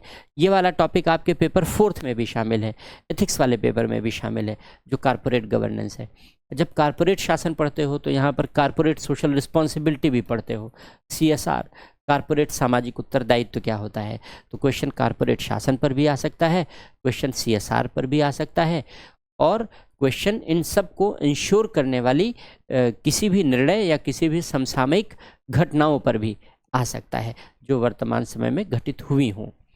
इसके अलावा फिर ये सब शासन की व्यवस्था क्यों पढ़ी जाती है? क्योंकि हमें अच्छा शासन पढ़ना होता है, गुड गवर्नेंस करना होता है, अच्छे शासन का मतलब है, गुड गवर्नेंस का मतलब है कि क्वालिटी गवर्नेंस, जब हम अच्छा शासन करें। क्वालिटी गवर्नेंस क्या है? स्मार्ट शासन है। जब शासन स्मार्ट होता है, ये एक्रोनिम है एक तरीके का, S for simple, M for moral, simple मतलब सरल, मोरल मतलब नैतिक, मॉरल यानी नैतिक, ए फॉर अकाउंटेबल यानी जवाबदेह, आर फॉर रिस्पॉन्सिव यानी प्रत्युत्तरदायी, टी फॉर ट्रांसपेरेंट यानी पारदर्शी। तो स्मार्ट शासन को ही अच्छा शासन का पूरक माना जाता है, और ये नैतिक शासन के बिना संभव नहीं है। और आज का शासन बेसिकली वैश्विक शासन है, तो सब कुछ वैश्विक शासन के परिप्रेक्ष्य में हमें देखना चाहिए। तो शासन के ये तमाम तरीके के डायमेंशन हमें पढ़ लेने होते हैं जब भी हम गुड गवर्नेंस की बात करते हैं, क्वेश्चन पूछे जाते हैं इस पर। ई शासन, और सबसे महत्वपूर्ण होता है इसमें ई शासन। ज़्यादातर क्वेश्चन जो आते हैं यहाँ पर, क्वेश्चन इस पर भी पूछा गया है, इस पर भी पूछा गया है, और मैक्सिमम क्वेश्चन इस पर पूछा गया है, ई गवर्नेंस पर पूछा गया है, ई शासन पर पूछा गया है कि किस तरीके से इंफॉर्मेशन कम्युनिकेशन टेक्नोलॉजी का यूज़ करके शासन का जो स्वरूप हमारे यहाँ जन्मा है, उसके डिफरेंट डायमेंशन क्या है, इम्पैक्ट क्या है, चैलेंजेस क्या हैं, विशेषकर रूरल एरियाज़ में क्या चैलेंजेस हैं, इस तरीके के क्वेश्चन आए हैं विगत वर्षों में। इसके बाद फिर जब हम लोग शासन की बात करते हैं, तो शासन की गुणवत्ता पारदर्शिता और जवाबदेही के बिना नहीं बढ़ सकती। ये दो सबसे महत्वपूर्ण पक्ष होते हैं शासन की गुणवत्ता को बढ़ाने के लिए। तो पारदर्शिता और जवाबदेही बढ़ाई कैसे जाए? फिर पारदर्शिता और जवाबदेही को बढ़ाने के लिए हमें तरह तरह के जो तरीके हैं, जैसे आरटीआई है, सूचना का अधिकार है, इस पर भी क्वेश्चन अलग से पूछा गया है, सिटीजन चार्टर है, नागरिक अधिकार पत्र है, इस पर भी क्वेश्चन पूछा जा चुका है, विसिल ब्लोअर है, विसिल ब्लोअर को संरक्षण कैसे दिया जाए, क्या चैलेंजेस हैं, विसिल ब्लोअर है, इन सब पर क्वेश्चन विगत वर्षों में पूछे गए हैं, पूछे जाते हैं। फिर सामाजिक लेखा परीक्षण क्या है, जन सहभागिता क्या है, जन शिकायत निवारण तंत्र क्या है, और भी टॉपिक हैं छोटे छोटे जो यहाँ पर हमें कवर करने होते हैं पढ़ने के साथ।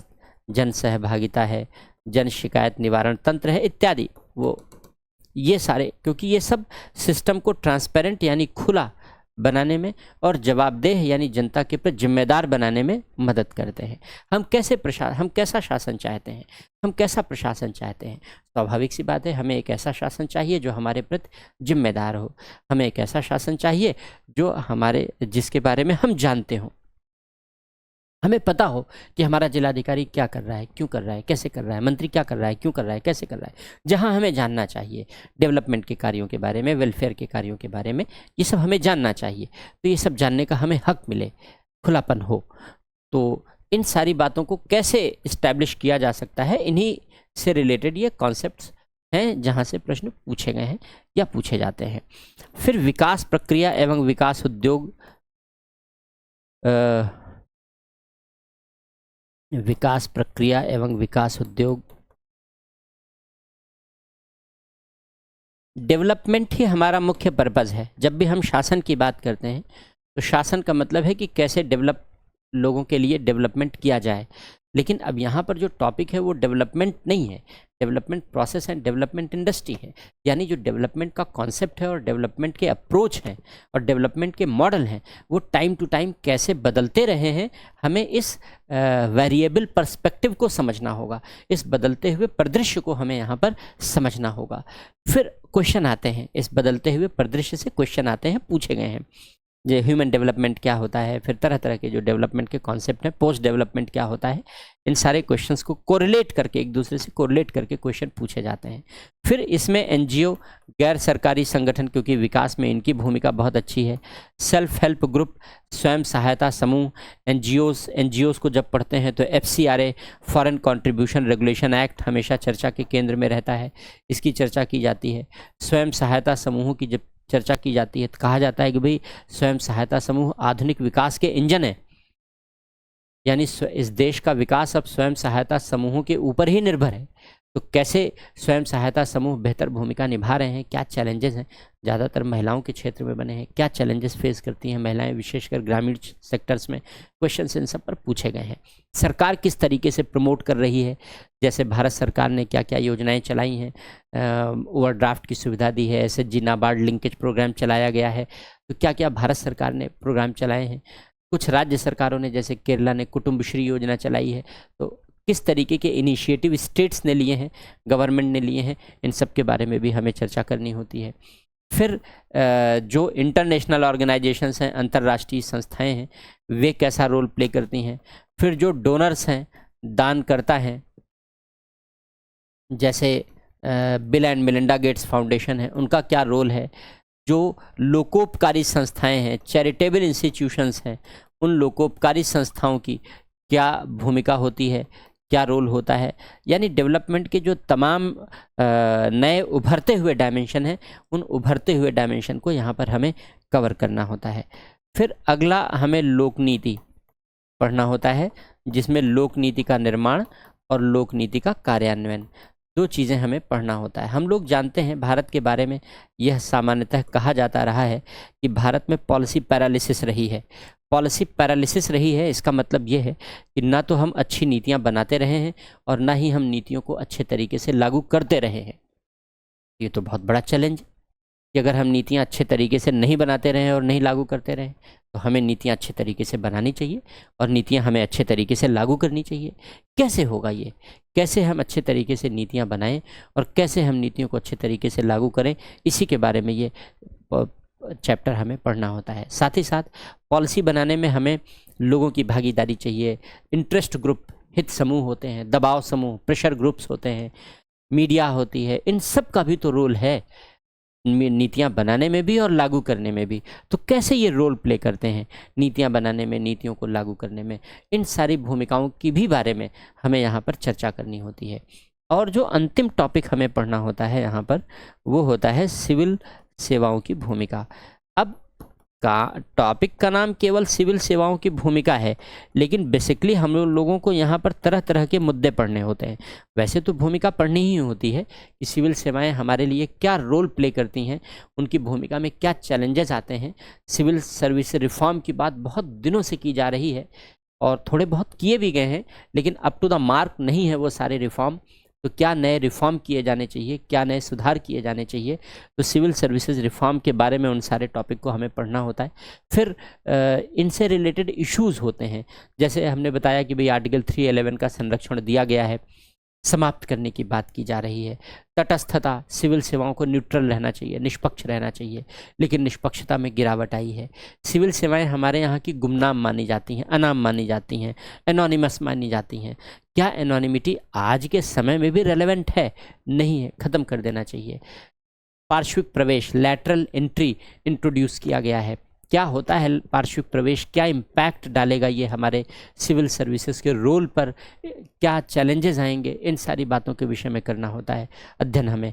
इसके अलावा मिशन कर्मयोगी जैसे प्रावधान इंट्रोड्यूस किए गए हैं, जिससे सिविल सेवाओं की कैपेसिटी बिल्डिंग का प्रोग्राम है, ट्रेनिंग देकर के उनकी क्षमता बढ़ाई जाए, क्षमता निर्माण किया जाए। तो इसके लिए मिशन कर्मयोगी शुरू किया गया है। सिविल सेवाओं से रिलेटेड कभी कभी कुछ न कुछ विवाद उत्पन्न होते रहते हैं, जैसे रिक्रूटमेंट सिस्टम आजकल बड़ा विवादित है, क्योंकि पूजा खेटकर का मामला अभी फिलहाल में चर्चा में है ही है। इसके अलावा डेपुटेशन को लेकर के स्टेट और सेंटर के बीच में झगड़ा होता रहा।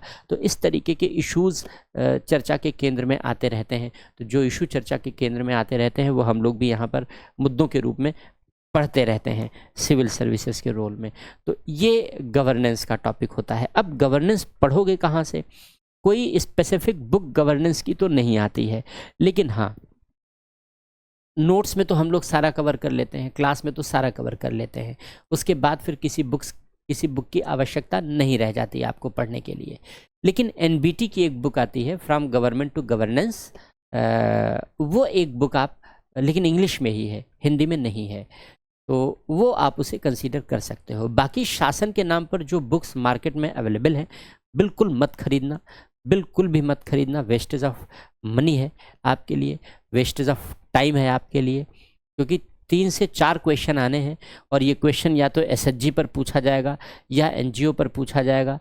और इन सब पर क्वेश्चन करने के लिए आपको किसी बुक की ज़रूरत नहीं है, पेपर मैगजीन पढ़ते रहोगे, क्वेश्चन हो जाएगा। क्लास करते हो तो यहाँ से कॉन्सेप्ट की क्लैरिटी हो जाएगी। और नहीं तो जो आपके लिए सेकंड एआरसी की रिपोर्ट्स हैं, द्वितीय प्रशासनिक सुधार आयोग की रिपोर्ट है, जैसे 11वीं रिपोर्ट है, तो वो रिपोर्ट आप देख सकते हो। 12वीं रिपोर्ट है, 12वीं रिपोर्ट आप देख सकते हो। तो इस तरीके से सेकंड ARC की 1-2 रिपोर्ट पढ़ लो बस, बाकी पढ़ने की आवश्यकता नहीं है। बाकी सब कुछ आप अपने जो रोज़मर्रा के अध्ययन है, आपका रूटीन अध्ययन है, न्यूज़पेपर, मैगज़ीन, इसी से ही कवर हो जाता है, क्योंकि चीज़ें डिस्कस होती रहती हैं पेपर में, मैगज़ीन में। तो किसी एक्स्ट्रा बुक की आवश्यकता नहीं है। Save your time, save your money. और गवर्नेंस का टॉपिक इस तरीके से आपका कंप्लीट हो जाएगा। इसके बाद जो तीसरा टॉपिक है आपका, वह है सामाजिक न्याय। सामाजिक न्याय में जो क्वेश्चन पूछे जाते हैं, ये 3 तरीके के टॉपिक हैं यहाँ पर। एक तरीके से आपको सामाजिक न्याय में, एक तो या चलो मैं ऐसे ही लिखता हूँ, एक तो भूख और गरीबी से रिलेटेड यूनिट है। भूखमरी और गरीबी दोनों एक दूसरे से रिलेटेड हैं, कोरिलेटेड हैं, सहसंबंधित हैं। तो भूख से रिलेटेड इश्यूज़, गरीबी से रिलेटेड इश्यूज़ पेपर में अक्सर डिस्कस किए जाते रहते हैं, तरह तरह की रिपोर्ट आती रहती हैं। SDG ने भूखमरी और गरीबी दोनों के अंत की, यानी सस्टेनेबल डेवलपमेंट गोल्स, जो सतत विकास लक्ष्य या संवहनीय विकास लक्ष्य है संयुक्त राष्ट्र संघ का, उसने दोनों के अंत की घोषणा कर रखी है 2030 तक, 2030 तक। तो हर देश इस दिशा में कदम बढ़ा रहा है। लेकिन अब जाहिर सी बात है कि हम कुछ लोगों को भुखमरी के दायरे से बाहर निकाल रहे हैं, ज़्यादातर लोगों को निकाल रहे हैं। कोविड के बाद संकट और ज़्यादा बढ़ गया था, इसमें कोई शक नहीं। गरीबी की रेखा से भी हम हर साल कुछ न कुछ लोगों को बाहर निकालते हैं। लेकिन इसके बावजूद भी देश में आज भी भूख की समस्या यदाकदा जन्म लेती है और गरीबी की समस्या जन्म लेती है। भूख की समस्या इसलिए क्योंकि भूख केवल और केवल भोजन के अभाव से ही परिभाषित नहीं की जाती, बल्कि कुपोषण से भी परिभाषित की जाती है। जिसको खूब खाना मिल रहा है वो भी भूख से पीड़ित है। क्यों? क्योंकि भोजन में केवल अनाज मिल रहे हैं, उसे पोषक तत्व नहीं मिल रहे हैं, और पोषक तत्व नहीं मिल रहे हैं तो मोटापे का शिकार है, ठिगनेपन का शिकार है, छोटी हाइट का शिकार है। तो तरह तरह की इस तरीके की जो मेल न्यूट्रिशन से संबंधित जो चैलेंजेस आते हैं वो भी भूख का एक प्रकार है। तो भूख के मापने के विभिन्न विभिन्न तरीके क्या हैं? वैसे तो आप जब इकोनॉमी पढ़ते हो तो वहाँ ये सब कॉन्सेप्ट आप पढ़ ही लेते हो, कैसे मापा जाता है, क्या होता है कॉन्सेप्ट। लेकिन यहाँ पर जो ज़्यादातर क्वेश्चन बनते हैं वो इश्यूज़ पर बनते हैं। तो इन इश्यूज़ पेपर और मैगज़ीन में इससे रिलेटेड तरह तरह की डिस्कशंस आते रहते हैं, तरह तरह के आर्टिकल आते रहते हैं। अगर आपने साल 1.5 साल तक लगातार पेपर और मैगज़ीन का अध्ययन किया है तो आपको इसके लिए किसी एडिशनल रीडिंग की आवश्यकता फिर नहीं रह जाती। हालांकि क्लास आप जब कहीं ज्वाइन कर लेते हो तो वहाँ तो सारी चीज़ें कवर कर ली जाती हैं। इसके अलावा स्वास्थ्य, शिक्षा, जो वास्तव में मानव विकास का सबसे महत्वपूर्ण घटक है, क्योंकि ह्यूमन डेवलपमेंट का कॉन्सेप्ट है और ह्यूमन डेवलपमेंट के कॉन्सेप्ट को लेकर के ह्यूमन डेवलपमेंट इंडेक्स तैयार किया जाता है, HDI जिसे आप कहते हो इंटरनेशनल लेवल पर। स्वास्थ्य और शिक्षा उसके 2 सबसे महत्वपूर्ण घटक हैं। और कौशल विकास या मानव संसाधन कहो, ह्यूमन रिसोर्स। तो ये 3 टॉपिक पर क्वेश्चन आपको हर साल इन तीनों में से किसी न किसी एक टॉपिक पर आपको क्वेश्चन जरूर देखने को मिलेगा। कभी हेल्थ पर आएगा, कभी जैसे NEP आई थी, न्यू एजुकेशन पॉलिसी आई, तो न्यू एजुकेशन पॉलिसी पर क्वेश्चन आ गया। प्राइमरी एजुकेशन में अलग चैलेंजेस हैं, इंटरमीडिएट लेवल के एजुकेशन में अलग चैलेंजेस हैं, हायर एजुकेशन में अलग चैलेंजेस हैं। हायर एजुकेशन के लिए हम लोग अब नए फॉरेन विश्वविद्यालय स्थापित करने की डिमांड भी कर रहे हैं।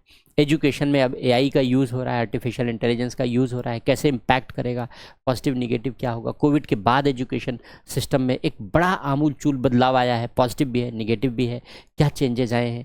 इसी तरीके से जो हेल्थ सेक्टर है हमारा, हेल्थ सेक्टर, क्या एजुकेशन और हेल्थ सेक्टर के लिए नई सर्विस की ज़रूरत है, सेपरेट सर्विस की ज़रूरत है। जो हेल्थ सेक्टर है हमारा, उसमें जो प्राइमरी हेल्थ है, हमारा प्राथमिक स्वास्थ्य है, जिसके लिए प्राथमिक स्वास्थ्य केंद्र बनाए गए हैं, उन प्राथमिक स्वास्थ्य केंद्रों का प्रबंध कैसे हो।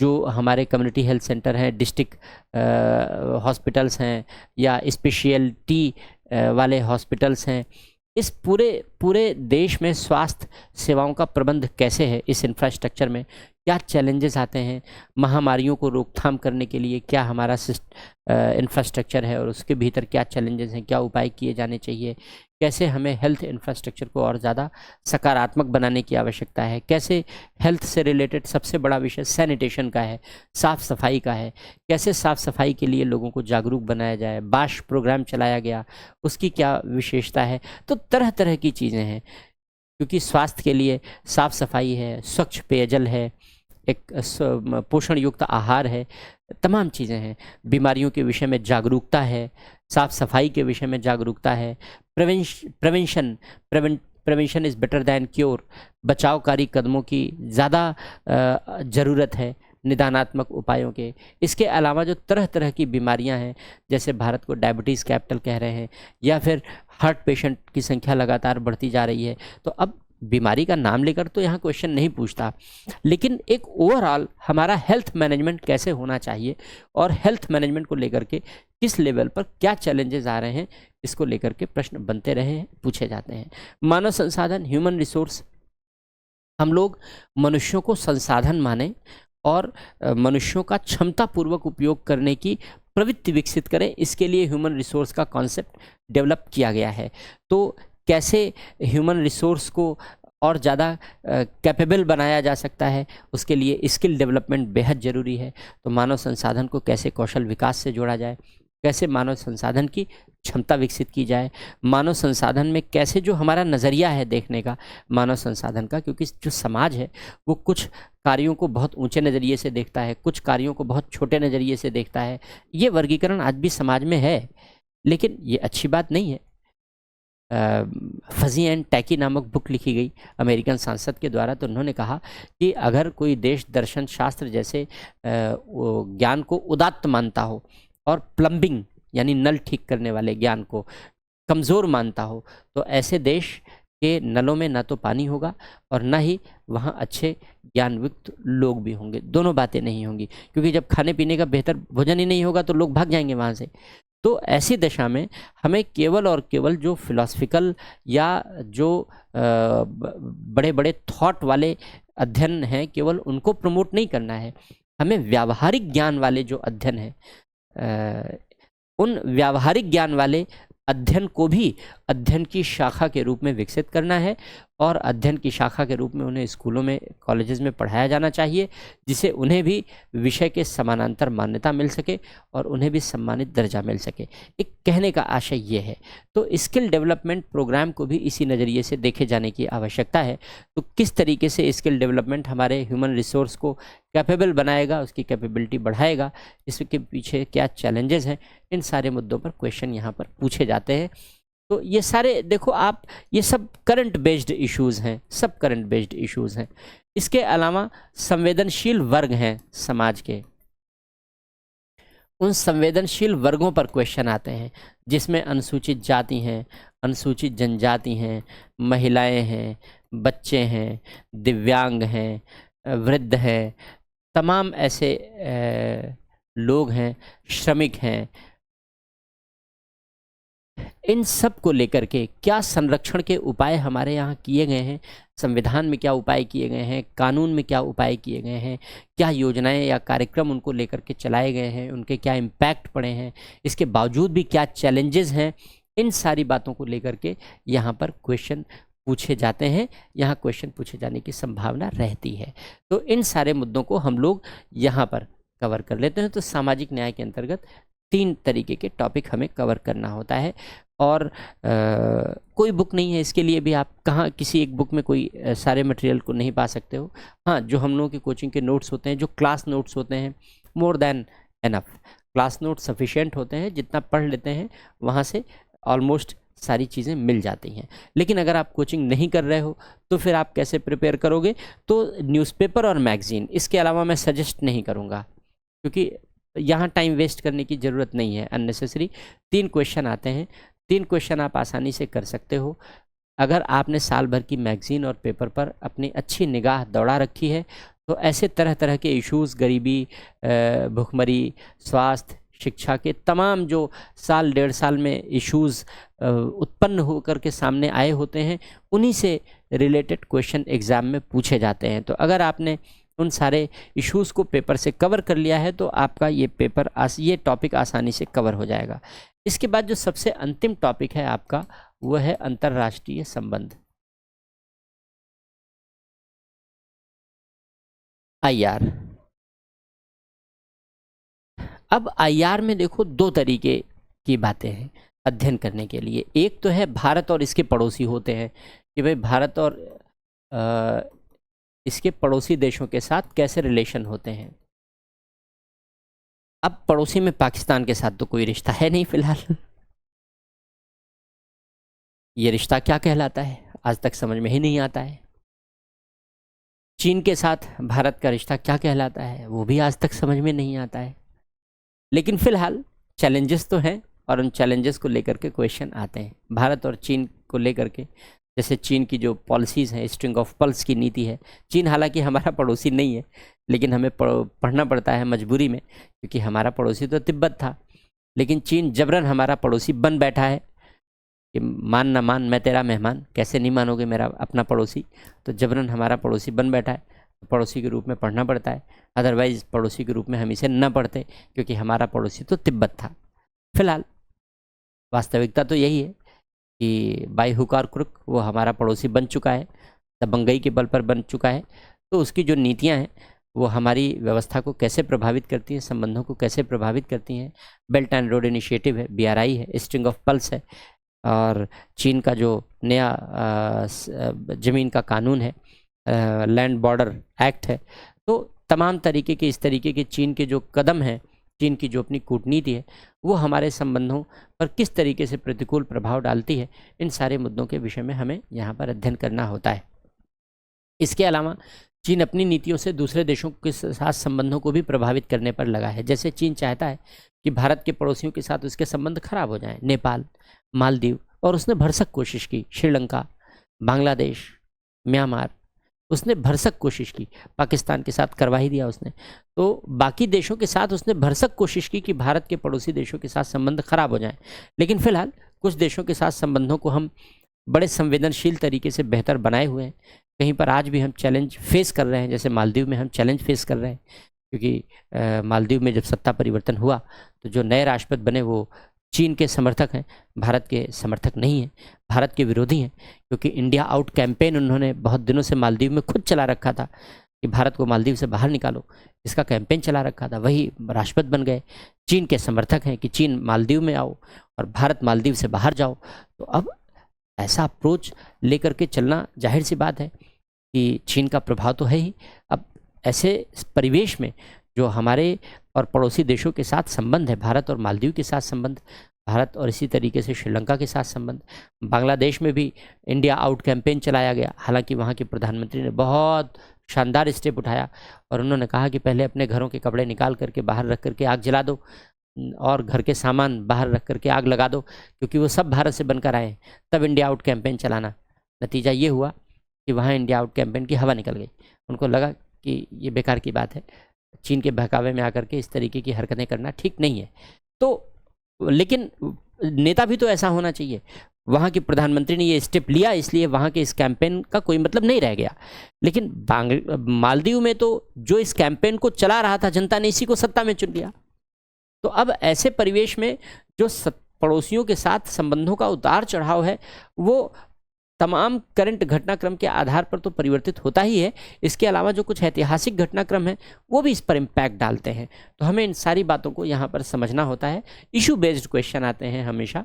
अब जब मालदीव से हमारे संबंध खराब हो रहे हैं तो हम लोग जो हमारी जो ब्लू इकोनॉमी पॉलिसी है हम उस पर फोकस कर रहे हैं। ब्लू इकोनॉमी पॉलिसी में जो हिंद महासागरीय देश हैं हम उन पर ज़्यादा ध्यान दे रहे हैं। सेशल्स है, मॉरिशस है, इनके साथ हम संबंधों को मजबूत बना रहे हैं। जो फिपिक है, हमारा federation of Indo Pacific economic cooperation है, जो भारत और प्रशांत क्षेत्र के जो तमाम इंडो पैसिफिक रीजन के, हिंद और प्रशांत क्षेत्र के जो तमाम छोटे छोटे द्वीपीय देश हैं, उन द्वीपीय देशों के साथ जो छोटे छोटे द्वीप हैं, जनसंख्या कहीं कुछ हज़ार है, कहीं कुछ 1-2 लाख है, कहीं 4-5 लाख है, तो कहीं करोड़ भी नहीं है जनसंख्या, तो छोटे छोटे देश हैं, उन देशों के साथ भी हम अपने संबंधों को मजबूत बनाने का प्रयत्न कर रहे हैं।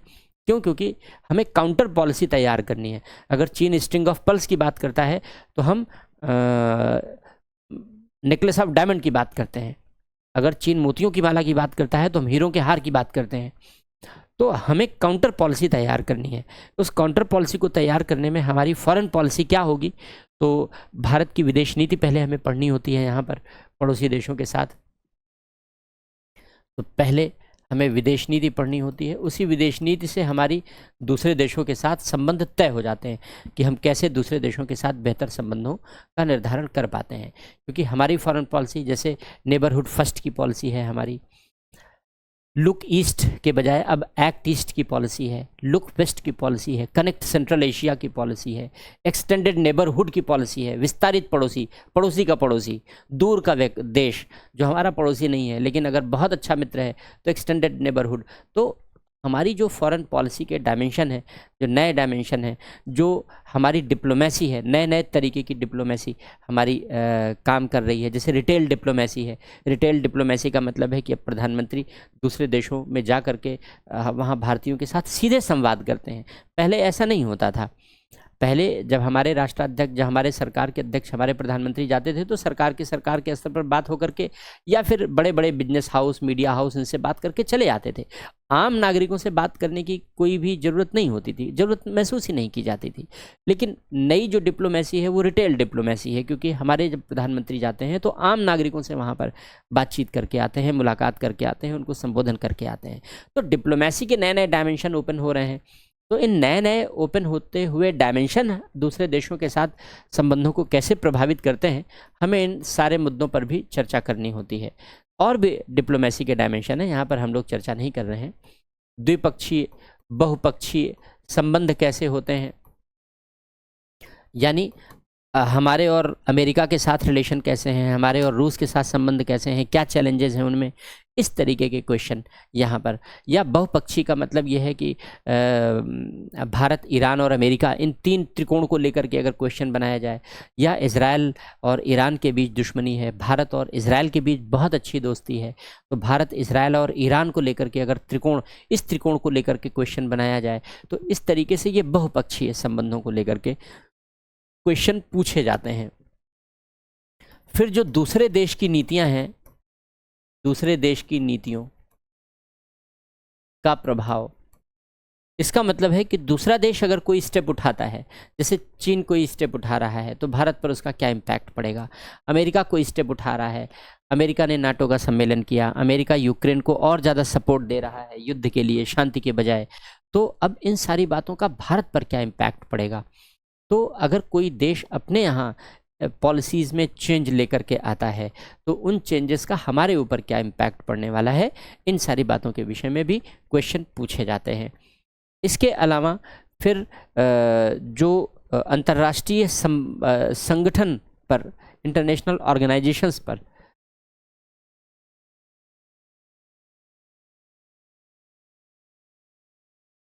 अब अंतर्राष्ट्रीय संगठनों पर, अब जब हम लोग इन सारे टॉपिक पर जब देखते हैं तो जितने भी करंट क्वेश्चन होते हैं, जैसे रूस यूक्रेन युद्ध है तो रूस यूक्रेन युद्ध पर क्वेश्चन पूछा जा चुका है।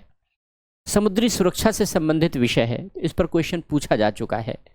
तो इस तरीके से जो भी विषय करंट के विषय होते हैं, इंडियन डायस्पोरा है, जब हमारे प्रधानमंत्री विदेशों में जाकर नागरिकों को संबोधित करते हैं तो उनसे कहते हैं कि भारत के ब्रांड एम्बेसडर के रूप में काम करो, यानी जिससे भारत का निर्यात बढ़े उन देशों में। जब भारत का निर्यात बढ़ेगा और जो वहाँ के प्रवासी भारतीय हैं वो भारत में आकर के निवेश भी करें, ये भी वो प्रमोट करते हैं, तो ऐसी दशा में हमारी इकोनॉमी बूम करेगी। तो ऐसे परिवेश में जो इंडियन डायस्पोरा है, यानी जो भारतीय प्रवासी हैं, उनका क्या रोल है, उनका क्या इम्पैक्ट है, इस पर भी क्वेश्चन पूछे जाते हैं। अभी भी पूछा गया, 2023 के मेन एग्जामिनेशन में भी पूछा गया, उससे पहले भी पूछा जा चुका है। तो जहाँ जो टॉपिक करंट में चर्चा के केंद्र में रहता है वहाँ से प्रश्न बनने की संभावना यहाँ पर रहती है। इजराइल के साथ जो अभी इंडिया ने एक न्यू क्वाड बनाया, संयुक्त अरब अमीरात, भारत, इजराइल और अमेरिका, इसके पहले क्वाड बना, Bharat, Australia, Japan, America, quad बना। इसके अलावा अब अमेरिका एक नए तरीके का क्वाड बनाने की कोशिश कर रहा है, क्योंकि ये क्वाड स्ट्रेटजिक नहीं है, ये नॉन स्ट्रेटजिक है, यानी ये हथियारों और लड़ाई पर बल देने वाला क्वाड नहीं है, ये विकास और शांति और समझौते पर बल देने वाला क्वाड है। अमेरिका लड़ने वाला क्वाड चाहता है, सैन्य समझौते वाला क्वाड चाहता है, तब उसमें जापान, ऑस्ट्रेलिया के साथ मिल करके अमेरिका फिलीपींस को शामिल करना चाहता है। अभी तो व्यावहारिक धरातल पर नहीं बना है, लेकिन ब्रेन चाइल्ड के रूप में ये जन्म तो ले ही चुका है, कॉन्सेप्ट के रूप में तो जन्म ले ही चुका है। अगर मान लो ये क्वाड बनता है तो इंडो पैसिफिक रीजन एक नए तरीके की स्ट्रेटजी का, एक नए तरीके के स्ट्रेटजिक स्टेप का, एक नए तरीके की स्ट्रेटजिक इम्पोर्टेंस को जन्म देगा। तो अब इसी तरीके से जो इंटरनेशनल एस्पेक्ट हैं, उन इंटरनेशनल एस्पेक्ट में हमेशा नए नए चेंजेस आते रहते हैं। उन नए चेंजेस में क्या इम्पैक्ट पड़ने वाला है, विशेषकर भारत पर क्या इम्पैक्ट पड़ने वाला है, इस बात को ध्यान में रख करके क्वेश्चन पूछे जाते रहते हैं। इसके अलावा इंटरनेशनल ऑर्गेनाइजेशंस में से तमाम तरीके के ऑर्गेनाइजेशन हैं, जैसे संयुक्त राष्ट्र संघ है तो उसके अलग अलग जो अंग हैं उनमें सुरक्षा परिषद पर सबसे ज़्यादा क्वेश्चन बनने की संभावना रहती है, क्योंकि भारत की सुरक्षा परिषद में दावेदारी है मजबूत, लेकिन फिलहाल अभी तो कोई रिफॉर्म सुरक्षा परिषद में होता हुआ दिखाई नहीं पड़ रहा है। चीन सुरक्षा परिषद में सुधारों की राह में सबसे बड़ी बाधा है। तो इन तरीके की चीज़ों को लेकर के क्वेश्चन बनते हैं। इसके अलावा तमाम तरीके के क्षेत्रीय ऑर्गेनाइजेशंस हैं, बाकी बड़े ऑर्गेनाइजेशंस में IMF है, WTO है, WTO पर क्वेश्चन बनने की संभावना ज़्यादा रहती है। हर 2 साल में मीटिंग में अगर कोई नया स्टेप उठाया गया तो उसको लेकर के क्वेश्चन बनने की संभावना रहती है। WHO है, जैसे कोविड के दौरान WHO पर क्वेश्चन बना था, क्योंकि WHO की भूमिका बड़ी संदिग्ध हो गई थी बीच में, वो चीन का अनचाहे तरीके से समर्थन कर रहा था, तो WHO पर क्वेश्चन बन गया। सब कुछ समाचार पत्रों में आता रहता है इस तरीके की चीज़ें। SCO पर 2023 में SCO पर क्वेश्चन बना, शंघाई कोऑपरेशन ऑर्गेनाइजेशन पर क्वेश्चन बना कि इसका क्या इम्पैक्ट है और क्या महत्व है, इसका क्या उपयोगिता है, भारत के लिए क्या महत्व रहेगा। तो SCO पर क्वेश्चन पूछ लिया। तो एक ना एक इंटरनेशनल ऑर्गेनाइजेशन पर क्वेश्चन आता ही आता है, कभी कभी 2 हो जाते हैं, लेकिन एक तो हर साल रहता ही रहता है 4 क्वेश्चन में से। लेकिन जो अब हर ऑर्गेनाइजेशंस का या ज़्यादातर वार्षिक सम्मेलन होता है, किसी किसी का द्विवार्षिक होता है, जैसे WTO हर दूसरे साल बैठक होती है। तो जहाँ जहाँ सम्मेलन होते हैं उन सम्मेलनों के माध्यम से अगर कोई महत्वपूर्ण कदम उठाए गए हैं या कोई ऐसे महत्वपूर्ण निर्णय लिए गए हैं जिनका विश्व के पटल पर या भारत के परिप्रेक्ष्य में कोई पॉजिटिव या निगेटिव गहरा इम्पैक्ट पड़ने वाला है, तो वहाँ से प्रश्न बनने की संभावना बन जाती है। यानी हमें कैसे समझना है कि ये टॉपिक हमारे लिए इम्पॉर्टेंट हो सकता है। वैसे आप साल भर पढ़ोगे तो कुछ न कुछ, तो जैसे G20 का सम्मेलन भारत में आयोजित किया गया 2023 में, तो अब 2024 में उस पर प्रश्न बनने की संभावना रहेगी। लेकिन इसके अलावा भी, अब जरूरी नहीं कि क्वेश्चन बने, लेकिन रहेगी। अभी SCO का सम्मेलन हुआ 2024 में, तो भारत के प्रधानमंत्री ने जाने से मना कर दिया, वो नहीं गए, उन्होंने विदेश मंत्री को भेज दिया, खुद पार्टिसिपेट करने नहीं गए। तो उसका एक बड़ा रीज़न ये है कि चीन के साथ हमारा डेडलॉक बना हुआ है और चीन समझौते की टेबल पर बातचीत करने के लिए सहानुभूत तरीके से तैयार है ही नहीं। तो ऐसी दशा में उन्होंने भी एक नए तरीके की डिप्लोमेसी अपनाई, एक नए तरीके की पैतरेबाजी अपनाई। तो क्या इम्पैक्ट पड़ते हैं इन सारी चीज़ों का और हमारे ऊपर क्या पॉजिटिव नेगेटिव इम्पैक्ट पड़ सकता है, इन तमाम बातों को लेकर के हमें अध्ययन करना होता है। अफ़गानिस्तान एक की रोल में आ रहा है, एक नए रोल में आ रहा है, स्टेट नहीं है, फेल्ड स्टेट है, असफल राज्य की श्रेणी में है, क्योंकि स्टेट नाम की मशीनरी वहाँ नहीं रह गई। तालिबान जिसको आतंकी कहा जाता है, उनका शासन वहाँ पर हो चुका है। लेकिन फ़िलहाल अब धीरे धीरे अफ़गानिस्तान से दूसरे देशों के साथ संबंध मजबूत हो रहे हैं मानवता के नाम पर, क्योंकि वहाँ रह रहे लोगों को तो भोजन चाहिए ही, और वहाँ रह रहे लोगों को इनकम भी चाहिए। इनकम चाहिए तो वहाँ जो चीज़ें उत्पादित होती हैं उनका व्यापार कारोबार भी चाहिए। अब व्यापार कारोबार करने के लिए भारत चाबहार पोर्ट के रास्ते अफ़गानिस्तान से व्यापार कारोबार कर रहा है। तो चाबहार पोर्ट के लिए अभी 10 साल के लिए फिर से नए समझौते कर लिए भारत ने। तो इस पर प्रश्न बनने की संभावना 2024 के एग्जाम में ऑटोमेटिकली हो जाएगी। इसके अलावा जो उत्तर दक्षिण परिवहन गलियारा है, उसका चौबहार के साथ मिलकर जो कॉम्बो है, कॉम्बिनेशन है, वो कॉम्बिनेशन किस तरीके से भारत को अंतर्राष्ट्रीय परिदृश्य पर व्यापार करने में बूम दिलाएगा और किस तरीके से पाकिस्तान को हम साइडलाइन कर रहे हैं, इस तरीके की अंतर्राष्ट्रीय व्यवस्था में बिना पाकिस्तान की मदद के हम अंतर्राष्ट्रीय व्यापार कारोबार को बूस्ट करने जा रहे हैं, ये एक नए तरीके के डायमेंशन ओपन हो रहे हैं और जाहिर सी बात है कि इन डायमेंशंस पर भविष्य में प्रश्न बनने की संभावनाएं जरूर होंगी। तो ये तरह तरह के डायमेंशन हैं। अब मणिपुर की समस्या देखो, मणिपुर में वैसे तो ये मेतेई और कुकी का संघर्ष नज़र आता है, लेकिन ये इतना आसान नहीं है। क्यों? क्योंकि मणिपुर में संघर्ष के लिए कहीं ना कहीं पर्दे के पीछे इंटरनेशनल फोर्सेस काम कर रही हैं। क्यों? क्योंकि जो कुकी का संघर्ष है, कुकी की बहुत सारी जनसंख्या म्यांमार में भी रहती है जिनको इंटरनेशनल सपोर्ट हासिल है, और कुकी हमारे यहाँ मणिपुर में भी रहते हैं। उनके बीच शादी ब्याह सामाजिक संबंध बहुत अच्छे होते हैं, कुकी जनजातियां ही हैं, लेकिन वे 100% क्रिश्चियन है, धर्म उनका क्रिश्चियन है।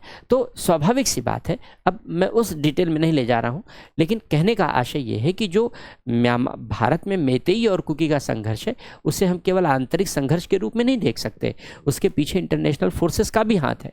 तो म्यांमार के साथ हमारे अच्छे रिलेशन होना बहुत ज़रूरी है और म्यांमार में शांति होना बहुत ज़रूरी है, तभी वो भारत में पूर्वोत्तर के लिए भी शांतिपूर्ण वातावरण निर्मित कर पाने में सक्षम हो पाएगा।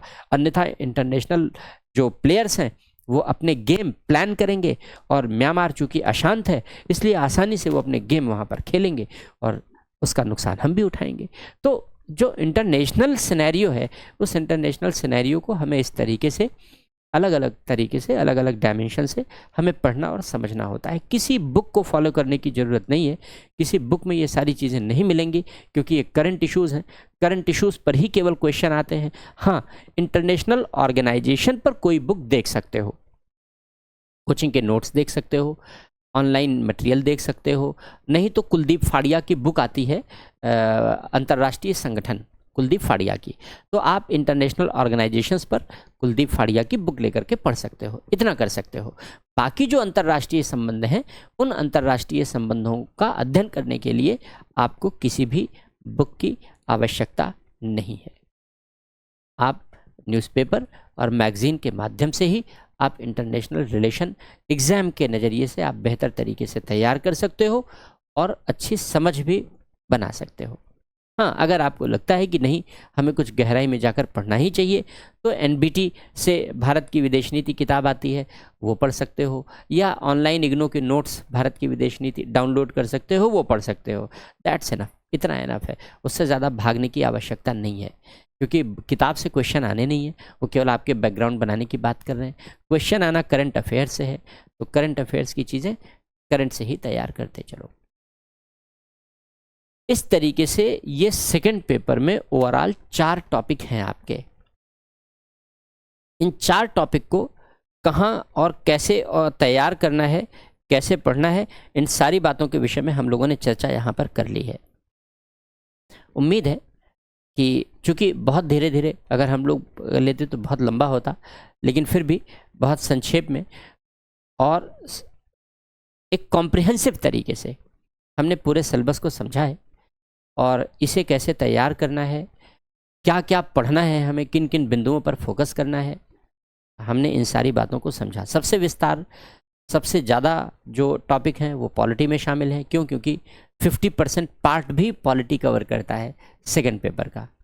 बाकी जो 3 टॉपिक हैं उनके सिलेबस छोटे हैं, लेकिन मैं सलाह दूंगा कि किसी बुक पर फोकस करने के बजाय आप पेपर और मैगज़ीन पर फोकस करो। क्लास कर रहे हो तो क्लास नोट्स पर फोकस करो, उसके साथ पेपर और मैगज़ीन पर फोकस करो। इतना इनफ है, इतना इनफ है। इससे ज़्यादा आपको भटकाव की आवश्यकता नहीं है। सफलता पाने के लिए, सक्सेस पाने के लिए ये आवश्यक नहीं है कि आप ज़्यादातर चीज़ों को पढ़ो। आवश्यक ये है कि आप ये तय कर लो कि आपको क्या पढ़ना है और उसी को बार बार पढ़ो। बहुत सारी चीज़ों को एक बार पढ़ने के बजाय एक ही चीज़ को बार बार पढ़ो। बहुत सारी चीज़ों को एक बार पढ़ने के बजाय, क्योंकि वो याद ही नहीं रह जाएंगी। पढ़ोगे 10 दिन बाद थोड़ा सा भूल जाएगा, 15 दिन बाद और थोड़ा भूलेगा, 1 महीने बाद साफ हो जाएगा क्या पढ़ा था, 1-2 शब्द याद रह जाएगा बस। तो एक बार पढ़ने वाली जो स्ट्रेटजी है वो ठीक नहीं है, बार बार पढ़ने वाली स्ट्रेटजी ठीक है, यानी रिवीजन। तो आपके पास स्टडी मटेरियल उतना होना चाहिए जितना आप मल्टीपल टाइम रिवीजन कर सको। मल्टीपल टाइम रिवीजन का मतलब है कि मान लो कि 7-8 बार 10 बार रिवीजन करके तो एग्ज़ाम में बैठना ही है। अगर 8-10 बार से कम रिवीजन करते हो तो एग्ज़ाम में रिकॉल नहीं कर पाओगे कि तुमने क्या पढ़ा था। कभी आंकड़े भूल जाओगे, कभी किस दिशा में एनालिसिस करनी है ये भूल जाओगे, कभी क्या इस विषय में क्या क्या इंपॉर्टेंट बातें लिखनी है ये भूल जाओगे। क्यों? क्योंकि लैक ऑफ रिवीजन है। इसलिए लैक ऑफ रिवीजन नहीं होना चाहिए। 8-10 बार हर टॉपिक कम से कम रिवाइज करना है, कम से कम रिवाइज करना है। इसी के हिसाब से कंटेंट तैयार करना है, क्योंकि कंटेंट में बिखराव होगा तो रिवीजन नहीं हो पाएगा। कंटेंट सुगठित होगा, कसा हुआ होगा तो मैक्सिमम और मल्टीपल रिवीजन पॉसिबल होंगे, और मल्टीपल और मैक्सिमम रिवीजन पॉसिबल होंगे। रिजल्ट तुम्हारे हाथ में होगा, गारंटी मेरी है, गारंटी मेरी है। लेकिन इसके साथ ही साथ आपको रेगुलर प्रैक्टिस भी करनी है, आंसर राइटिंग की रेगुलर प्रैक्टिस करनी है। ये मत कल्पना करना कि 15-20 दिन में, 1 महीने में बहुत अच्छा आंसर लिखने लगोगे। नहीं लिख पाओगे, बिल्कुल नहीं लिख पाओगे। 4-5-6 महीने लगेंगे आंसर राइटिंग में सुधार आने में। इसलिए रेगुलर मेहनत करते रहना, रेगुलर मेहनत करते रहना, रिगरस मेहनत करते रहना, और धैर्य के साथ मेहनत करते रहना। क्योंकि 1-2 महीने 3 महीने में आंसर राइटिंग में इम्प्रूवमेंट अंश मात्र दिखेगा, बहुत ज़्यादा नहीं दिखेगा। क्वालिटी नंबर पाने लायक इम्प्रूवमेंट नहीं दिखेगा, 5-6 महीने बाद ही दिखेगा। ये तय जान लो, ये गांठ बांध लो। इसलिए धैर्य के साथ रिवीजन करते रहना है। हो सकता है किसी के केस में 15-20 दिन आगे पीछे, 1-8 महीने आगे पीछे हो जाए, लेकिन इतना समय मान कर चलो। तो धैर्य के साथ पढ़ना है, निरंतर पढ़ना है। मटेरियल कम होना चाहिए, ज़्यादा नहीं होना चाहिए, जिससे एक ही मटेरियल बार बार रिवाइज कर सको, जिससे वो कंठस्थ हो सके। याद नहीं होगा, कंठस्थ नहीं होगा तो एग्ज़ाम में काम नहीं आएगा। एग्ज़ाम हॉल में बैठोगे भूल जाएगा, अरे पढ़ा तो था, याद नहीं आ रहा है। एग्ज़ाम हॉल से बाहर निकलोगे क्लिक कर जाएगा। तो ऐसी नौबत नहीं आनी चाहिए, ऐसी स्थिति नहीं आनी चाहिए। ये छोटी छोटी सी बातें, ये छोटी छोटी सी बारीकियां हैं, अगर इनका ध्यान रखोगे तो सफलता तय है। और सेकंड पेपर में जो मैंने आपको टारगेट दिया था 125 का, ये टारगेट मिलना तय है। क्योंकि आप जितना मैगजीन और पेपर पर फोकस्ड रहोगे, आप दूसरों से एकदम अलग हट करके आंसर लिखोगे, और जितना अलग हट करके आंसर राइटिंग होगी उतना नंबर पाने की गुंजाइश होगी। एक बात, हमेशा करंट से कोरिलेट करके आंसर लिखोगे, करंट से कोरिलेट करके आंसर लिखोगे, इसलिए भी नंबर पाने की गुंजाइश बढ़ेगी। हाँ, how to write good answer, अच्छा आंसर कैसे लिखते हैं, उसकी अपनी कुछ शर्तें होती हैं। अच्छा इंट्रोडक्शन होना चाहिए, बॉडी कंटेंट प्रॉपर और ऑर्डर में होना चाहिए, और एक पॉजिटिव और रिफॉर्मेटिव प्रोग्रेसिव कंक्लूजन होना चाहिए।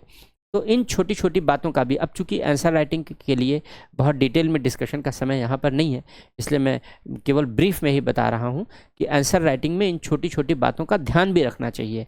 तो अगर हम इस तरीके से इन छोटी छोटी बातों का ध्यान रख करके बेहतर तरीके से तैयारी करते हैं, तो बच्चों यकीन मानो सफलता आपकी मुट्ठी में होगी, आप सफलता से दूर नहीं होंगे।